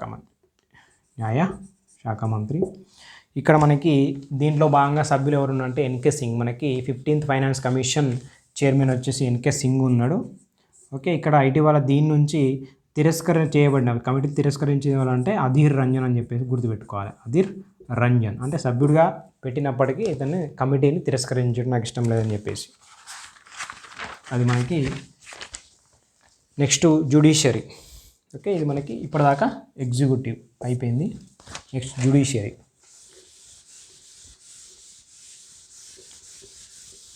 రైట్. జ్యుడిషియరీ సంబంధించి కొన్ని మనకి యాప్స్ ఉన్నాయండి. సువాస్ సుప్రీంకోర్టు ఎథిక్ అనువాద సాఫ్ట్వేర్ వివిధ భాషల్లో మనకి. అదేవిధంగా న్యాయ వ్యవస్థ డిజిటలీకరణ అనేది ఐఐటి మద్రాస్ చేసింది. న్యాయ వ్యవస్థను డిజిటలీకరణ ఐఐటి మద్రాస్ చాలాసార్లు వార్తల్లో ఉంటుంది మనకి. ఐఐటి మద్రాస్ చేయడం జరిగింది. దీన్ని న్యాయ వ్యవస్థ యొక్క డిజిటలీకరణ. అదేవిధంగా ఈ కోర్టు ప్రాజెక్ట్ ఫేజ్ 3 2023 నుంచి 4 ఇయర్స్ పాటు అమలు ఉంటారట. ఈ కోర్టు ప్రాజెక్ట్ ఫేజ్ 3. అదేవిధంగా సుస్వాగతం పోర్టల్ అనేది ఎస్సీ ఎంట్రీ పాస్, అంటే సుప్రీంకోర్టు ఎంట్రీ పార్ట్ అనేది సుస్వాగతం పోర్టల్. అదేవిధంగా ఎస్సీ క్రానికల్ సుప్రీంకోర్టు మాసపత్రిక, ఎస్సీ క్రానికల్ సుప్రీంకోర్టు యొక్క మాసపత్రిక. అదేవిధంగా మిట్టి కేఫ్ సుప్రీంకోర్టు ప్రాంగణంలో దివ్యాంగుల నిర్వహణ. మిట్టి కేఫ్ అంటే ఏంది అని చెప్పేసి అంటే సుప్రీంకోర్టుకు సంబంధించి దివ్యాంగులకు సంబంధించిన కేసులకు సంబంధించి సపరేట్గా మనకి వాదించడం జరుగుతుంది. అదే మనకి మిట్టి కేఫ్ అని. నారీ అదాలత్ మిషన్ శక్తి కింద first phase Assam and Jammu Kashmir mission Shakti కింద నారీ అదాలత్ లేడీకి సంబంధించి. Right. Next first digital court ఏదంటే మనకి వాసి, నవీ ముంబైలో వాసి ఫస్ట్ డిజిటల్ కోర్టు వాసి, నవీ ముంబై. ప్రాంతీయ భాషల్లో తీర్పులు ఫస్ట్ హైకోర్టు కేరళ, మలయాళంలో. ప్రాంతీయ భాషల్లో ఫస్ట్ తీర్పు ఏదంటే కేరళ, మలయాళంలో భాగంగా ప్రాంతీయ భాషల్లో తీర్పులు. రైట్. నెక్స్ట్ సుప్రీంకోర్టు జడ్జెస్గా ఇటీవల మనకి ఎవరెవరు నియామకం పొందిండ్రు అని చెప్పేసి చూస్తే, ఒకటి సతీష్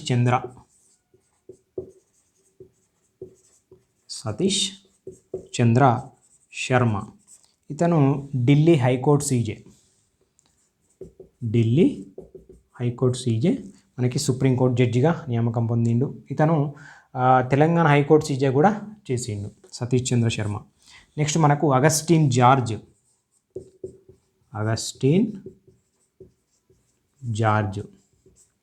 మనకి ఇతను రాజస్థాన్ హైకోర్టు సీజేగా చేసిండు. నెక్స్ట్ సందీప్ మెహతా మనకి Guwahati high court CJ. Right. Next Ujjal Bhuyan మనకు తెలంగాణ హైకోర్టు సీజే మనకి సుప్రీంకోర్టు జడ్జిగా ఎన్నికవడం జరిగింది. ఉజ్జల్ బుయాన్. వెంకట్ నారాయణ భట్ కేరళ హైకోర్టు సీజేగా చేసిండు.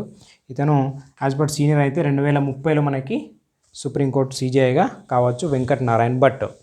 నెక్స్ట్ హైకోర్టు సీజేలుగా, ఇది మనకి సుప్రీంకోర్టు సీజేలు కదా. హైకోర్టు సీజేలో కొంతమంది ఉన్నారు. తెలంగాణకు సంబంధించి అలోక్ అరాధే కర్ణాటక హైకోర్టు నుంచి వచ్చింది మనకి. ఇప్పుడు హిమాచల్ ప్రదేశ్ సంబంధించి రామచందర్ రావు. ఓకే. నెక్స్ట్ బాంబే సీజేగా రమేష్. అదేవిధంగా ఏపీ సీజేగా మనకి ధీరజ్ సింగ్ ఠాకూర్, రీతు బహిరి. పంజాబ్ హర్యానా హైకోర్టు తాత్కాలిక సీజే రీతు బహిరి. ఓకే. దేశంలో అతిపెద్ద హైకోర్టు భవనం ఏదంటే మనకి జార్ఖండ్ హైకోర్టు భవనం. మనకి ప్రెసిడెంట్ ఆఫ్ ఇండియా ప్రారంభాన్ని చేయడం జరిగింది. ఎక్కడంటే జార్ఖండ్ హైకోర్టే దేశంలో అతిపెద్ద హైకోర్టు భవనం. మహిళా సీజే ప్రస్తుతం అయితే రీతు బహిరి. First Gujarat CJ Sunita Agarwal. ఇప్పుడైతే మనకి సెకండ్ సీజే ఎవరు అంటే రీతు బహిరి, పంజాబ్ హర్యానా హైకోర్టు సీజేగా. నెక్స్ట్ ఫాతిమా బీబీ సైన్ లాంగ్వేజ్లో మనకి సుప్రీంకోర్టులో వాదించిన తొలి న్యాయవాది. ఈమెకి హెల్ప్ ఎవరు చేసిరంటే మనకి సౌరవ్ రాయ్ చౌదరి. ఓకే. రైట్. ఈ సైన్ లాంగ్వేజ్లో మనకి ఎస్సీలో వాదించింది ఎవరంటే సారసన్ని. రైట్. మనకి సుప్రీంకోర్టు కమిటీ అనేది విధించింది మణిపూర్ అంశం మీద. రైట్. ఇది ఇంపార్టెంట్ అండి. సుప్రీంకోర్టు కమిటీ మణిపూర్ అంశం మీద విధించడం జరిగింది. ఎవరంటే గీతా మిట్టల్. ఓకే. గీతా మిట్టల్ అని చెప్పేసి గుర్తుపెట్టుకోవాలి. జమ్మూ కాశ్మీర్ హైకోర్టు సీజే ఈమె. ఇప్పుడు మనకి సభ్యులు ఎవరంటే శాలిని జోషి. మనకి సెకండ్ సభ్యులు ఎవరంటే ఆశా మీనన్. మనం కమిటీలో భాగంగా కూడా దీన్ని చూసినాం. రైట్. ఇప్పుడు మనకి ఆర్టికల్ 131 మనకి వార్తల్లో ఉంది. 131 అని ఏం చెప్తుందంటే మనకి 131 ఏదైతే సిబిఐ కన్సెంట్ విత్డ్రాల్ ఉంటాయి కదా, అంటే మనకి సిబిఐ మన రాష్ట్రానికి రావాలంటే రాష్ట్ర ప్రభుత్వం యొక్క అనుమతి అనేది అవసరం. దాన్ని విత్డ్రాల్ చేసుకున్నది మనకి పశ్చిమ బెంగాల్ గవర్నమెంట్. అయినప్పటికీ ఆ కేసు అనేది ఉండడంతో పాత కేసు అనేది ఉండడంతో మనకి రాష్ట్రానికి అనేది రావడం జరిగింది. ఇది ఏ ఆర్టికల్ చెప్తుందంటే మనకి 131 ఆర్టికల్ అనేది చెప్తుంది. అప్పుడు మనకి సెంట్రల్ మీద స్టేట్ అనేది కేసు వేయడం జరిగింది. సో దట్ ఓకే, సెంట్రల్ మీద స్టేట్ అనేది కేసు వేయడం జరిగింది. మనకి సిబిఐ కన్సెంట్ ఏది చెప్తుందంటే 131 ఆర్టికల్ చెప్తుంది. ఇది మనకి సిబిఐ కన్సెంట్ విత్డ్రా చేసుకున్న రాష్ట్రం పశ్చిమ బెంగాల్ కూడా ఉంది. పశ్చిమ బెంగాల్ చేసుకున్నప్పటికీ కేసు మీద సిబిఐ వస్తే అప్పుడు ఆ స్టేట్ అనేది పశ్చిమ బెంగాల్ స్టేట్ అనేది సెంట్రల్ మీద కేసు అనేది వేయడం జరిగింది. ఇది మనకి వార్తల్లో ఉంది 131 ఆర్టికల్ అని చెప్పేసి గుర్తుపెట్టుకోవాలి, CBI consent. Right. Next curative petition.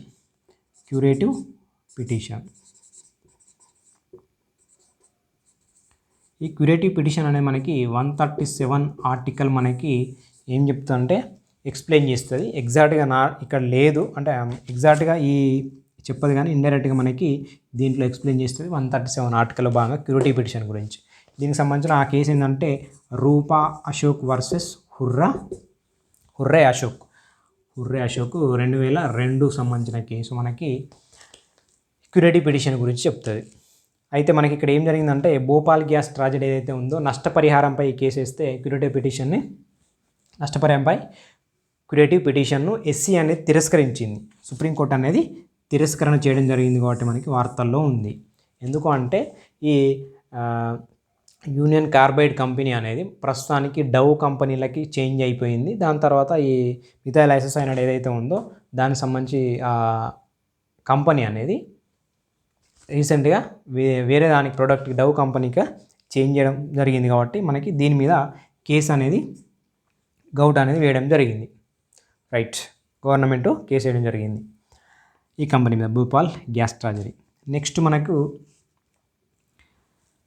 Right SC judgement 2023. మనం జ్యుడిషియరీ ఇష్యూస్ చూస్తున్నాం. ప్రస్తుతానికి ఎగ్జిక్యూటివ్ అయిపోయింది. దాంట్లో భాగంగా మనము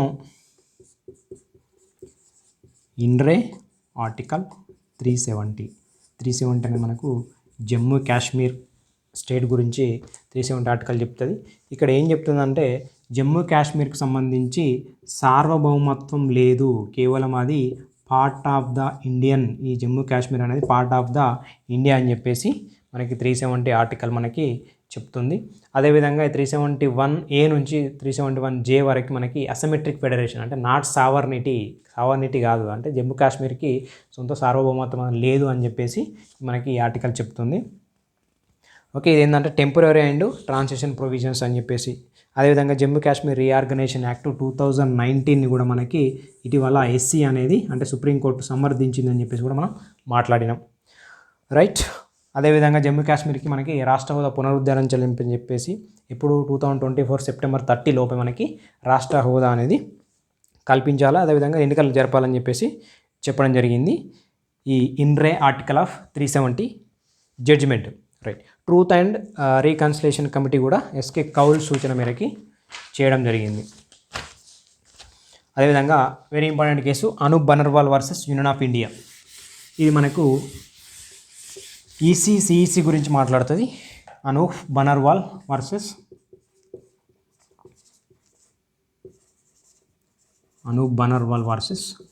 యూనియన్ ఆఫ్ ఇండియా.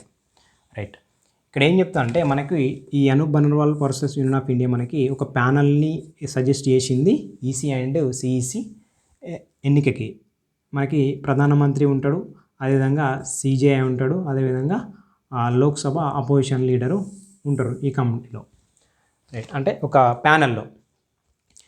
మరి దీన్ని రివర్స్ చేస్తూ పార్లమెంట్ చట్టం చేయడం జరిగింది. ఎట్లా అంటే పిఎం ఈ సిజేఐ ప్లేస్లో క్యాబినెట్ సెక్రటరీ, దాని తర్వాత opposition leader, Lok Sabha opposition leader. Okay, ఇది పార్లమెంట్ చట్టం చేయడం అనేది రివర్స్లో. ఓకే, మనకు జనరల్గా అయితే పిఎం లోక్సభ ప్రతిపక్ష నేత, అదేవిధంగా సిజేఐ ఉండాలి. కానీ వీళ్ళు చట్టం ఎట్లా చేశారంటే పిఎం క్యాబినెట్ సెక్రటరీ, అదేవిధంగా అపోజిషన్ లీడర్ ఉండని చెప్పేసి పార్లమెంట్ అనేది చట్టం చేయడం జరిగింది ఇటీవల. రైట్. మనకి కొన్ని సజెషన్స్ కూడా చేయడం జరిగింది. ఈసీకి శాశ్వత సచివాలయం ఉండాలని చెప్పేసి. ఓకే, సిఎఫ్ఐ నుండి నిధులు రావాలి. ఓకే, అంటే కాంటిజెంట్ ఫండ్ ఆఫ్ ఇండియా అని చెప్పేసి. ఈసీ తొలగింపు కూడా ఒకే విధంగా ఉండాలని చెప్పేసి కూడా మనకి సజెస్ట్ చేయడం జరిగింది Anoop Baranwal versus union of India. Next Ashish Shelar versus Maharashtra assembly. సభా సభ్యుల సస్పెన్స్ కొనసాగుతున్న సెషన్స్కు మించకూడదు, అంటే ఏదైతే సెషన్ ఉంటుందో ఆ సెషన్కు సంబంధించి మాత్రమే సస్పెన్షన్ అనేది ఉండాలి, నెక్స్ట్ సెషన్కు వర్తించకూడదు అని చెప్పేసి. అంటే ఎక్స్ట్రా సెషన్స్ కూడా వర్తించేలాగా ఉండద్దు సస్పెన్షన్ అనేది అని చెప్పేసి Ashish Shelar and versus Maharashtra assembly. Next Vivek Narayan versus union of India. మనకు లాస్ట్ 23 జనవరిలో భాగంగా పెద్ద నోట్ల రద్దు కేసు అనేది Vivek Narayan versus union of India సమర్థించింది. ఇక్కడ బివి రత్న అనేది మనకు విభేదించడం జరిగింది. బివి నాగరత్న మనకు విభేదించడం జరిగింది. Vivek Narayan versus union of India కేసులో పెద్ద నోట్ల రద్దును సమర్థించింది SC. Right. Next Supriyo versus union of India. ఈ స్వలింగ సంపర్కుల వివాహాల యొక్క చట్టబద్ధత గుర్తించలేదు. అదేవిధంగా మనకి వివాహం చేసుకునే ప్రాథమిక హక్కు కూడా లేదు అని చెప్పేసి చెప్తుంది. మరి వివాహం చేసుకునే హక్కు పార్ట్ ఆఫ్ ఆర్టికల్ 21 అని చెప్పేసి ఏ కేసు చెప్తా అంటే షఫీన్ జహాన్ వర్సెస్ అఖిల అశోక్ అని కేసు అనేది మనకి వివాహం చేసుకునే హక్కు ఆర్టికల్ 21 ప్రకారం హక్కు అని చెప్పేసి అంటే ప్రాథమిక హక్కు అని చెప్పేసి చెప్తుంది. కానీ ఇక్కడ సుప్రియో వర్సెస్ యూనియన్ ఆఫ్ ఇండియన్లో ప్రాథమిక హక్కు కాదు అని చెప్పేసి చెప్తుంది వివాహం చేసుకునే హక్కు. ఇది పార్లమెంటు పరిధి అంశం, న్యాయస్థానం జోక్యం చేసుకోదని కూడా ఈ కేసులో భాగంగా చెప్పింది. అదేవిధంగా స్వలింగ సంపర్కులు కావచ్చు, అవివాహితులు కావచ్చు, వీళ్ళు ఒక బిడ్డను దత్తత తీసుకునే హక్కు కూడా కలిగి ఉండరని చెప్పేసి కూడా ఈ Supriyo versus union of India case చెప్తుంది. నెక్స్ట్ మనకు Ilavarasan versus SP. Ilavarasan versus SP 2023. ఈ కేసు ఏం చెప్తుందంటే మనకి హిందూ వివాహ చట్టం ప్రకారం 1955 సెక్షన్ హిందూ వివాహం చట్టం ప్రకారం 1955 సెక్షన్ 7A ప్రకారం ఆత్మగౌరవ వివాహాలు చెల్లును అని చెప్పేసి ఈ హైకోర్టు మద్రాస్ అనేది కొట్టివేసింది. చెల్లును అని ఆత్మగౌరవ వివాహాలు అనేది చెల్లును అని చెప్పేసి అంటే ఆ హైకోర్టు మద్రాస్ అనేది కొట్టివేయడం జరిగింది. దాన్ని ఈ సెక్షన్ 7ని మనకి రాష్ట్రపతి ఆమోదించిండు. మళ్ళీ దీన్ని ఈ హైకోర్టు ఇది మద్రాస్ కొట్టేసింది కదా, ఈ కొట్టేసిన తీర్పును కూడా మళ్ళీ ఎస్సీ అనేది అంటే ఈ తీర్పును కొట్టేసింది. అంటే మనకి మొత్తానికి ఆత్మగౌరవ వివాహాలు అనేటివి ఆమోదం పొందినవి ఫైనల్గా రాష్ట్రపతి ఆమోదించి. ఓకే, ఇది మనకి 1985లో యాడ్ అయింది ఫర్ తమిళనాడు సంబంధించి. Next Narayan Singh versus Harshvardhan. తప్పుడు విద్యాపత్రాలు సమర్పించడం కరప్ట్ ప్రాక్టీస్ కిందికి రాదు అని చెప్పేసి నారాయణ్ సింగ్ వర్సెస్ హర్షవర్ధన్ అనే కేసులో మనకి సుప్రీంకోర్టు తీర్పేయడం జరిగింది. Next institute of Delhi versus union of India. మనకి ఏం చెప్తుందంటే administrative services, legislation and executive powers అని చెప్పేసి అంటే ఎక్సెప్ట్ ల్యాండ్, పోలీస్, లా అన్నాడు. వీటికి సంబంధించి అడ్మినిస్ట్రేషన్ సర్వీస్ ఎవరంటే లెజిస్లేటివ్ అండ్ ఎగ్జిక్యూటివ్ పవర్స్ అని చెప్పేసి అంటే గవర్నమెంట్కి సంబంధించి అని చెప్పేసి చెప్తుంది institute Delhi versus union of India case.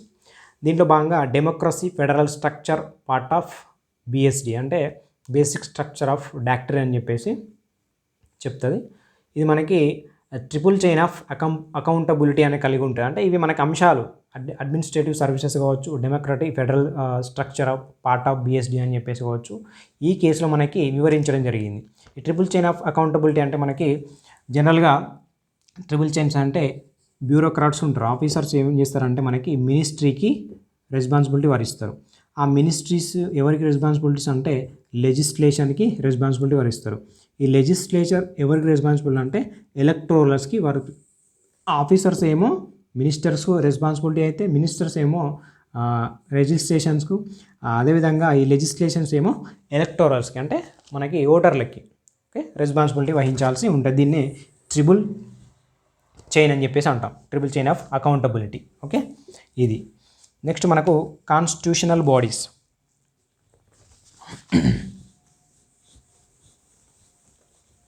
Okay, అంటే రాజ్యాంగబద్ధ సంస్థలు కాన్స్టిట్యూషనల్ బాడీస్.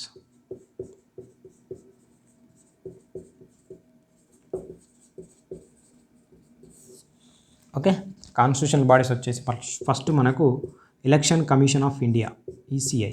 ఇది మనకి 324 ఆర్టికల్ మనకి తెలుపుతుంది ఈసీఐ గురించి. ఇది మనకు సిఈసిని కానీ ఈసీని కానీ అపాయింట్మెంట్ కానీ కండిషన్స్ కానీ అదేవిధంగా సర్వీస్ కానీ ఇట్లాంటి మ్యాటర్ టర్మ్ కానీ ఇలాంటి విషయాలు మనకి యాక్ట్ చేయడం జరిగింది 2023 యాక్ట్. రైట్, యాక్ట్ చేసి కొత్త చట్టం అనేది చేయడం జరిగింది. కొత్త చట్టం ప్రకారం మనకు జనరల్గా 6 years ఉంటాయి అలా పదవి కాలం, లేదా 65 years. దీన్ని ఏంటంటే ఫస్ట్ మనకి 1991లో యాక్ట్ ఉండే, దీన్ని సవరణ చేయడం జరిగింది 23 ప్రకారం. దీంట్లో కొత్త అంశం ఏంటంటే search committee first EC selection కావాలంటే సెర్చ్ కమిటీ ఫస్ట్, దాని తర్వాత క్యాబినెట్ సెక్రటరీకి వెళ్ళాలి. ఓకే, క్యాబినెట్ సెక్రటరీ ఆధ్వర్యంలో. అదేవిధంగా 5 పేర్లు మనకి ప్రపోజ్ చేసిన అనుకోండి, దాన్ని మనకి ఎక్కడికి వెళ్తుంది అంటే మన సెలక్షన్ కమిటీకి వెళ్తుంది. ఓకే, సెలక్షన్ కమిటీ నుంచి ఫైనల్గా మనకి ప్రెసిడెంట్ ఆఫ్ ఇండియా అనేది ఆమోదించాల్సి ఉంటుంది. ఓకే, ఇది మనం ఆల్రెడీ చూసినాం. ఏంటంటే ఈసీఐకి సంబంధించి పార్లమెంటు ఏ విధంగా చట్టం చేసిందంటే మనకి ప్యానల్ని పిఎం అండ్ క్యాబినెట్ సెక్రటరీ, అదేవిధంగా అపోజిషన్ లీడర్, అపోజిషన్ లీడర్ అని చెప్పేసి చేంజ్ చేయడం జరిగింది. ఇది సుప్రీంకోర్టు తీర్పు ఏదైతే ప్యానల్ ఉందో దాన్ని రివర్స్లో చేంజ్ చేయడం జరిగింది మనకి పార్లమెంటు చట్టం. నెక్స్ట్ మనకు కొన్ని యాప్స్ అనేది ఉన్నాయి. సువిధ అనేది అన్ని రకాల అనుమతులు పొందేలా ఏకీకృత app. Suvidha app. Next cVIGIL, ఫిర్యాదులు, పౌరుల యొక్క ఫిర్యాదులు, ఎన్నికల్లో అవినీతి ఏవైతే చేస్తారో దానికి సంబంధించిన ఫిర్యాదులు అనేది సివిజిల్ యాప్. అదేవిధంగా సక్షేమ యాప్, దివ్యాంగులు ప్లస్ వృద్ధులు ఈ ఎలక్షన్ కమిషన్ అందించే సేవలు పొందడానికి సక్షేమ యాప్. నెక్స్ట్ అదేవిధంగా ఈఎస్ఎంఎస్, ఎన్నికల సీజర్ మేనేజ్మెంట్ ఏదైతే ఉందో దానికి సంబంధించిన సిస్టమ్ ఎలక్షన్ ఆఫీసర్స్ కోసం. ఓకే, ఎస్ఎంఎస్ అంటే ఏదైనా అక్రమాలకు సంబంధించిన మద్యం కావచ్చు, డబ్బు కావచ్చు, ఇట్లాంటి దానికి సంబంధించిన అంశాలు ఎలక్షన్ ఆఫీసర్స్ కోసం ఈ ఎస్ఎంఎస్ అని చెప్పేసి ఒక పోర్టల్. అదేవిధంగా కొన్ని అంశాలు ఏంటంటే మనకి vote from home, first Karnataka ఎన్నికలు, అదేవిధంగా నేషనల్ ఐకాన్గా సచిన్ టెండూల్కర్, అదేవిధంగా రాజ్కుమార్ రావు కూడా మనకి ఎన్నిక. అదేవిధంగా కర్ణాటక పోల్ ఐకాన్గా Manjamma Jogati, Karnataka poll icon. Next corrupt practice, మనకి ఆర్పిఏ, రిప్రజెంటేషన్ పీపుల్స్ యాక్ట్ 1951 ప్రకారం కరప్ట్ ప్రాక్టీసు మనకి సెక్షన్ 123, దీని ప్రకారం సెక్షన్ 123 ఏంటంటే రాజస్థాన్ ఎన్నికల్లో భాగంగా మనకి రాహుల్ గాంధీ పిఎం మోడీపై పనౌటి అనే పదం వాడతాడు. ఈ పనౌటి అంటే అశుభం అని చెప్పేసి, అశుభం అని చెప్పేసి వాడితే దీనికి గాను మనకి కరెక్ట్ ప్రాక్టీస్ అవినీతి నేరం కింద మనకి కేసు అనేది వేయడం జరిగింది రాహుల్ గాంధీపై. అన్ని పోలింగ్ బూత్లు ఉమెన్ స్టాఫ్గా మనకి ఎక్కడ అంటే రాయ్పూర్ ఉత్తర నియోజకవర్గంలో ఛత్తీస్గఢ్. ఓకే, ఛత్తీస్గఢ్ రాష్ట్రంలో అన్ని పోలింగ్ బూతులు కూడా ఉమెన్ స్టాఫ్ అయినట, రాయ్పూర్ గుర్తుపెట్టుకోవాలి. తెలంగాణ రాజ్య సమితి టీఆర్ఎస్ యొక్క పార్టీని స్థాపించుకున్నాడు ఎవరంటే బాలరంగం, సిద్దిపేటలో భాగంగా, సిద్దిపేట జిల్లాలో. నెక్స్ట్ ఈయన గుర్తు ఏంటంటే gas cylinder. Next MS Gill అనే మరణం చెందిండు, అంటే చనిపోయిండు, మాజీ సిఈసి తను ఎంఎస్ గిల్. సిఈసి అంటే సిఈసి చేసిన తర్వాత రాజకీయ ప్రవేశం చేసిన ఫస్ట్ రాజ్యసభ ఎంపీ అని చెప్పేసి గుర్తుపెట్టుకోవాలి, ఎంఎస్ గిల్. ఓకే, మనకు ఒక 6 జాతీయ పార్టీలు అనేవి మనకు ఉన్నాయి. ఒక 3 జాతీయ పార్టీలు అనేవి మనకి తొలగించబడ్డాయి జాతీయ పార్టీలుగా. మనకి ఫస్ట్ కాంగ్రెస్ ఉంటుంది, 2 బీజేపీ ఉంటుంది, 3 జాతీయ పార్టీలుగా. నెక్స్ట్ 3 ఆమ్ ఆద్మీ పార్టీ ఉంటుంది, 4 వచ్చేసి బీఎస్పీ ఉంటుంది, 5 వచ్చేసి ఎన్పీపీ ఉంటుంది, 6 వచ్చేది సిపిఐఎం ఉంటుంది. ఇక్కడ మనకి సిపిఐ జాతీయ పార్టీగా పోతుంది, హోదా పోతుంది. అదేవిధంగా మనకి తృణమూల్ కాంగ్రెస్ పోతుంది, అదేవిధంగా ఎన్సిపి, రైట్, శరద్ పవార్. ఇవేమో మనకి జాతీయ హోదా కోల్పోయినాయి. ఇవేమో మనకి ప్రస్తుతానికి 6 పార్టీలు జాతీయ పార్టీలుగా ఉన్నాయని చెప్పేసి గుర్తుపెట్టుకోవాలి. నెక్స్ట్ మనకి కాగాంశం, ఇది కూడా మనకి వెరీ ఇంపార్టెంట్.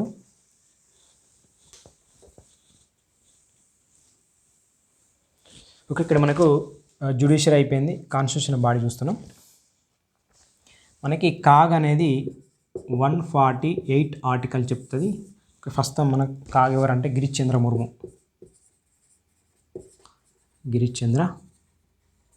ముర్ము, రైట్. మనకి ఇక్కడ కాగు సంబంధించి ఎలాంటి క్వాలిఫికేషన్స్ లేవు, అది ఒకటి గుర్తుపెట్టుకోవాలి. క్వాలిఫికేషన్స్ అనేవి మనకి రాజ్యాంగంలో ఎలాంటి స్పెసిఫిక్ క్వాలిఫికేషన్స్ అనేవి లేవు అని చెప్పి గుర్తుపెట్టుకోవాలి.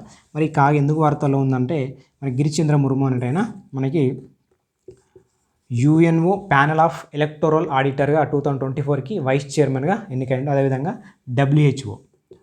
డబ్ల్యూహెచ్ఓ ఎక్స్టర్నల్ ఆడిటర్గా ఎన్నికవడం జరిగింది, అందుకు మనకు వార్తల్లో ఉంది. ఈ కాగు యొక్క పదవి కాలం 60 years లేదా 65 years అని చెప్పేసి గుర్తుపెట్టుకోవాలి. మనకి ప్రధానమంత్రి, ప్రెసిడెంట్ ఆఫ్ ఇండియా మనకి ఎన్నుకుంటాడు. రిమూవల్ కూడా మనకి ఎస్సీ జడ్జి ఏ విధంగా రిమూవ్ ఇస్తాం అభిశంసనం ద్వారా, ఆ విధంగా తొలగింపు అనేది జరుగుతుంది కాగుది, రైట్. నెక్స్ట్ మనకి యూపీఎస్సీ 315 ఆర్టికల్ యూపీఎస్సీ మనకి వార్తల్లో ఉంది. మనోజ్ సోని మనకి ఎన్నిక అవ్వడం జరిగింది కాబట్టి మనోజ్ సోని. రైట్.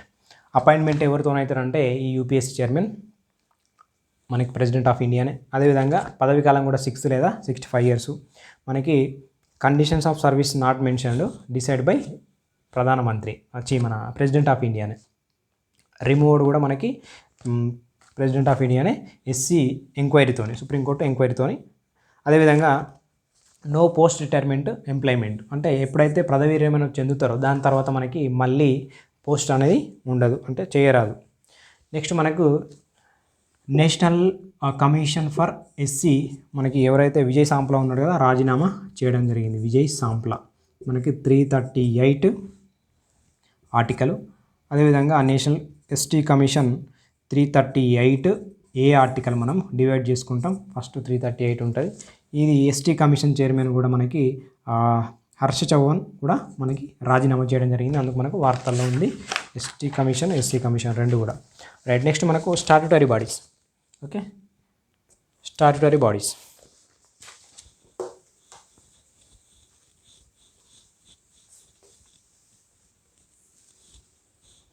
ఓకే, మనకు సిఐసి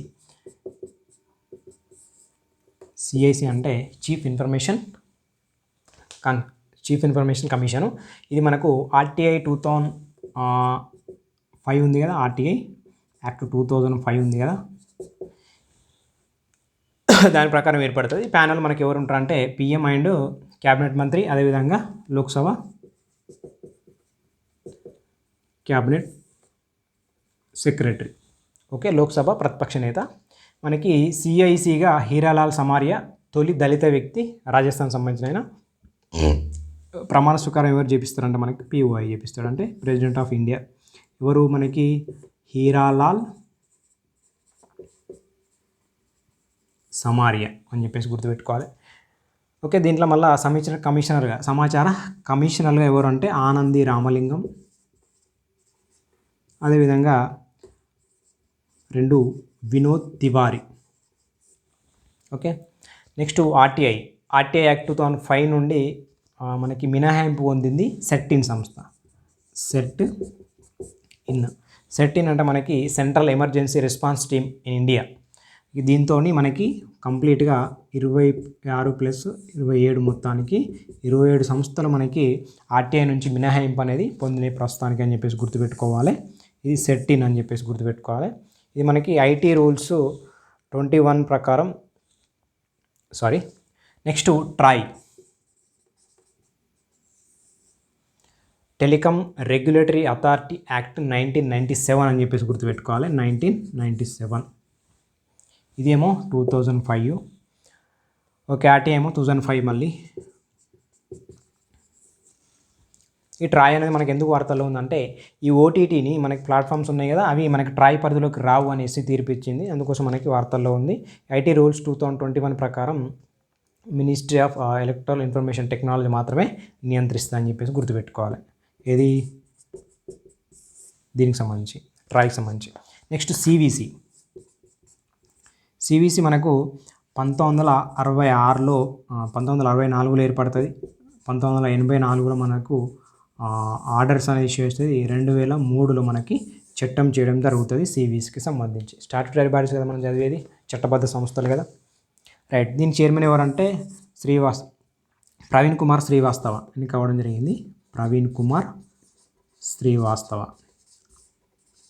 అందుకు వార్తల్లో ఉంది మనకు. విజిలెన్స్ అవేర్నెస్ వీక్ మనకి 30 అక్టోబర్ నుంచి 5 నవంబర్ వరకు ఇటీవల మనకి విజిలెన్స్ అవేర్నెస్ వీక్ అని చెప్పేసి కండక్ట్ చేయడం జరిగింది. దీని థీమ్ ఏంటంటే say no to corruption, commit to the nation అని చెప్పేసి. నెక్స్ట్ యుఐడిఏఐ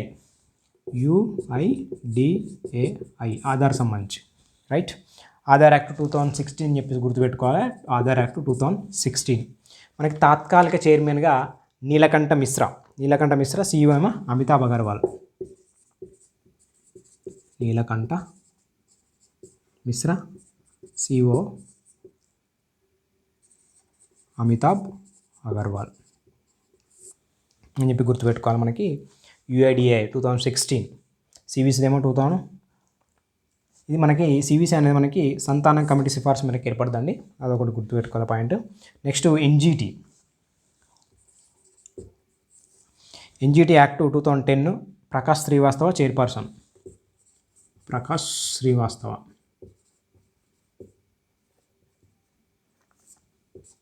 2010 ప్రకారం మనకి ఎన్జిటి అనేది ఏర్పడుతుంది, నేషనల్ గ్రీన్ ట్రిబ్యునల్. అదేవిధంగా మనకి లోక్పాల్ యాక్ట్ 2013. ఓకే, లోక్పాల్ ఇవన్నీ చట్టబద్ధ సంస్థలు కాబట్టి ఇయర్ వైజ్గా ఉంటాయి మనకి, రైట్. అది గుర్తుపెట్టుకోవాలి, ఏ ఇయర్లో ఏ చట్టం చేయబడ్డది, ఏ యాక్ట్, రైట్. లోక్పాల్ యాక్టింగ్ చైర్పర్సన్గా పీకే మహాంతి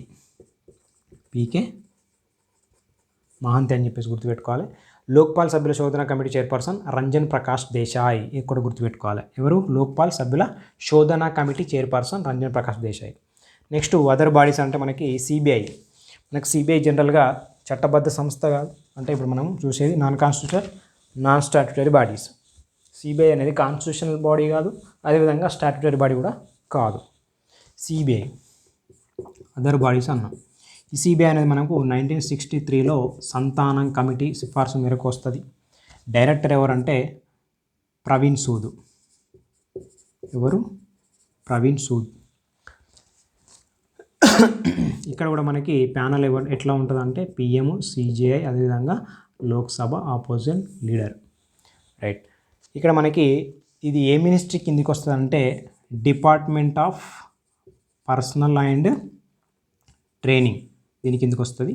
నెక్స్ట్ ఇంకొకటి ఏంటంటే సివిసి కింది కూడా వస్తుంది. ఎప్పుడు అంటే యాంటీ కరప్షన్ ఎప్పుడైతే ఉంటుందో అవినీతికి సంబంధించిన అంశం అయితేనేమో సివిసి కిందకి వస్తుంది. అదేవిధంగా మామూలు అంశాలనేమో department of personnel and training కింద వస్తుంది. మనకి ఈ సిబిఐ అకాడమీ అనేది గజియాబాద్లో, ఓకే, సిబిఐ అకాడమీ ఎక్కడ అంటే గజియాబాద్, ఇది వార్తల్లో ఉంది, గుర్తుపెట్టుకోవాలి. గజియాబాద్, యూపీ మనకి ఇది గజియాబాద్ అనేది. Okay, interpol global academy network IGANలో మెంబర్గా జాయిన్ అయిన 10th సిబిఐ అకాడమీ అనేది 10th కంట్రీ. దేంట్లో అంటే IGAలో, అంటే ఇంటర్పోల్ గ్లోబల్ అకాడమీ నెట్వర్క్లో మెంబర్గా. నెక్స్ట్ డైమండ్ జూబ్లీ జరుపుకున్నది సిబిఐ అనేది ఇటీవల. ఎప్పుడు అంటే మనకి 11th ఏప్రిల్ 2023లో భాగంగా మనకు 60 years అయింది కాబట్టి డైమండ్ జూబ్లీ అనేది జరుపుకోవడం జరిగింది, diamond jubilee. Next general consent విత్డ్రాలో 9+1 ఉన్నది. అంటే ఈ సిబిఐ యొక్క జనరల్ కన్సెంట్ విత్డ్రాల్ ఎన్ని స్టేట్స్ చేసుకున్నాం అంటే మనకి టోటల్గా ఈ ఒకటోది ఏంటంటే తమిళనాడు, ఫస్ట్ 9 ఉంటే ప్రస్తుతానికి 10 రాష్ట్రాలు మనకి సిబిఐ జనరల్ కన్సెంట్ విత్డ్రాల్ చేసుకున్నాయి అని చెప్పేసి గుర్తుపెట్టుకోవాలి. అదేవిధంగా మనకి 22వ లా కమిషన్ చైర్మన్ ఎవరంటే వాళ్ళ పదవి కాలం పెంచడం జరిగింది. రితురాజ్ అవస్థి, మనకు తెలుసు 31st August 2024 వరకు రితురాజ్ అవస్థే ఉంటాడు మనకి law commission of chairman, 22nd law commission of India chairman. Next మనకి అర్బన్ లోకల్ బాడీస్ నాగాలాండ్ అనేది మనకి మహిళలకి పొలిటికల్ రిజర్వేషన్లో భాగంగా ఇంతకుముందు నాగాలాండ్ ఆమోదించలేదు, ప్రస్తుతం ఆమోదించింది కాబట్టి మనకు వార్తల్లో ఉంది. దేంట్లో అంటే పట్టణ స్థానిక సంస్థల్లో మహిళలకి పొలిటికల్ రిజర్వేషన్స్ ఎంత శాతం అంటే 35% అని చెప్పేసి గుర్తుపెట్టుకోవాలి. లాస్ట్ స్టేట్ ఇదే, అన్ని స్టేట్లు ఆమోదించినా కూడా నాగాలాండ్ ఆమోదించలేదు. ఇది దేని ప్రకారం అంటే 243T మనకి అర్బన్ లోకల్ బాడీ 33% అనేది రిజర్వేషన్ కల్పిస్తుంది పట్టణ స్థానిక సంస్థల్లో, అది అంశం మనకి. నెక్స్ట్ మనకు ఢిల్లీ మేయర్ ఎన్నికల్లో నామినేట్ సభ్యులు ఓటు వేయరాదని చెప్పి సుప్రీంకోర్టు తీర్పు వేయడం జరిగింది. ఇది మనకి ఢిల్లీ మేయర్కి సంబంధించి ఇక్కడ నామినేటెడ్ సభ్యులు ఎవరైతే ఉంటారో వాళ్ళని మనము ఈ 10 మంది ఆల్టర్నేట్స్ 10 మంది ఆల్డర్మెన్లు ఓటు వేయడం అనేది జరిగింది. ఇక్కడ వీళ్ళని నిపుణులు అంటాం ఆల్డర్మెన్స్ అంటే. వీళ్ళు ఓటు వేయడం జరిగింది కాబట్టి ఓటు వేయరాదు నామినేట్ సభ్యులు అని చెప్పేసి సుప్రీంకోర్టు అనేది తీర్పు ఇవ్వడం జరిగింది. 243R క్లాజ్ 2 ప్రకారం మనకి 2 and A ప్రకారం మనకి నామినేట్ సభ్యులకు ఓటు హక్కు లేదు అనే ఆర్టికల్ చెప్తుంది మనకి, రైట్. ఇది మనకి కంప్లీట్ అంశము. ఢిల్లీకి సంబంధించిన మేయర్కి సంబంధించి నామినేటెడ్ సభ్యులు ఓటు వేయరాదని చెప్పేసి సుప్రీంకోర్టు తీర్పిచ్చిందని చెప్పేసి గుర్తుపెట్టుకోవాలి. ఓకే, ఇది కంప్లీట్గా మనకు ఫస్ట్ రాజ్యాంగ ప్రవేశిక నుంచి లాస్ట్కి లోకల్ బాడీస్ వరకు ఏదైతే మనకి గ్రూప్ 2 1 గ్రూప్ 2 గ్రూప్ 3 సంబంధించిన పాలిటీ సిలబస్ ఉందో ఆ పాలిటీ సిలబస్ సంబంధించి 2023 సంబంధించిన ఇయర్ రౌండప్లో భాగంగా పాలిటీ కరెంట్ అఫైర్స్ అనేది అన్ని అంశాల వారీగా చూడడం జరిగింది. Okay, thank you.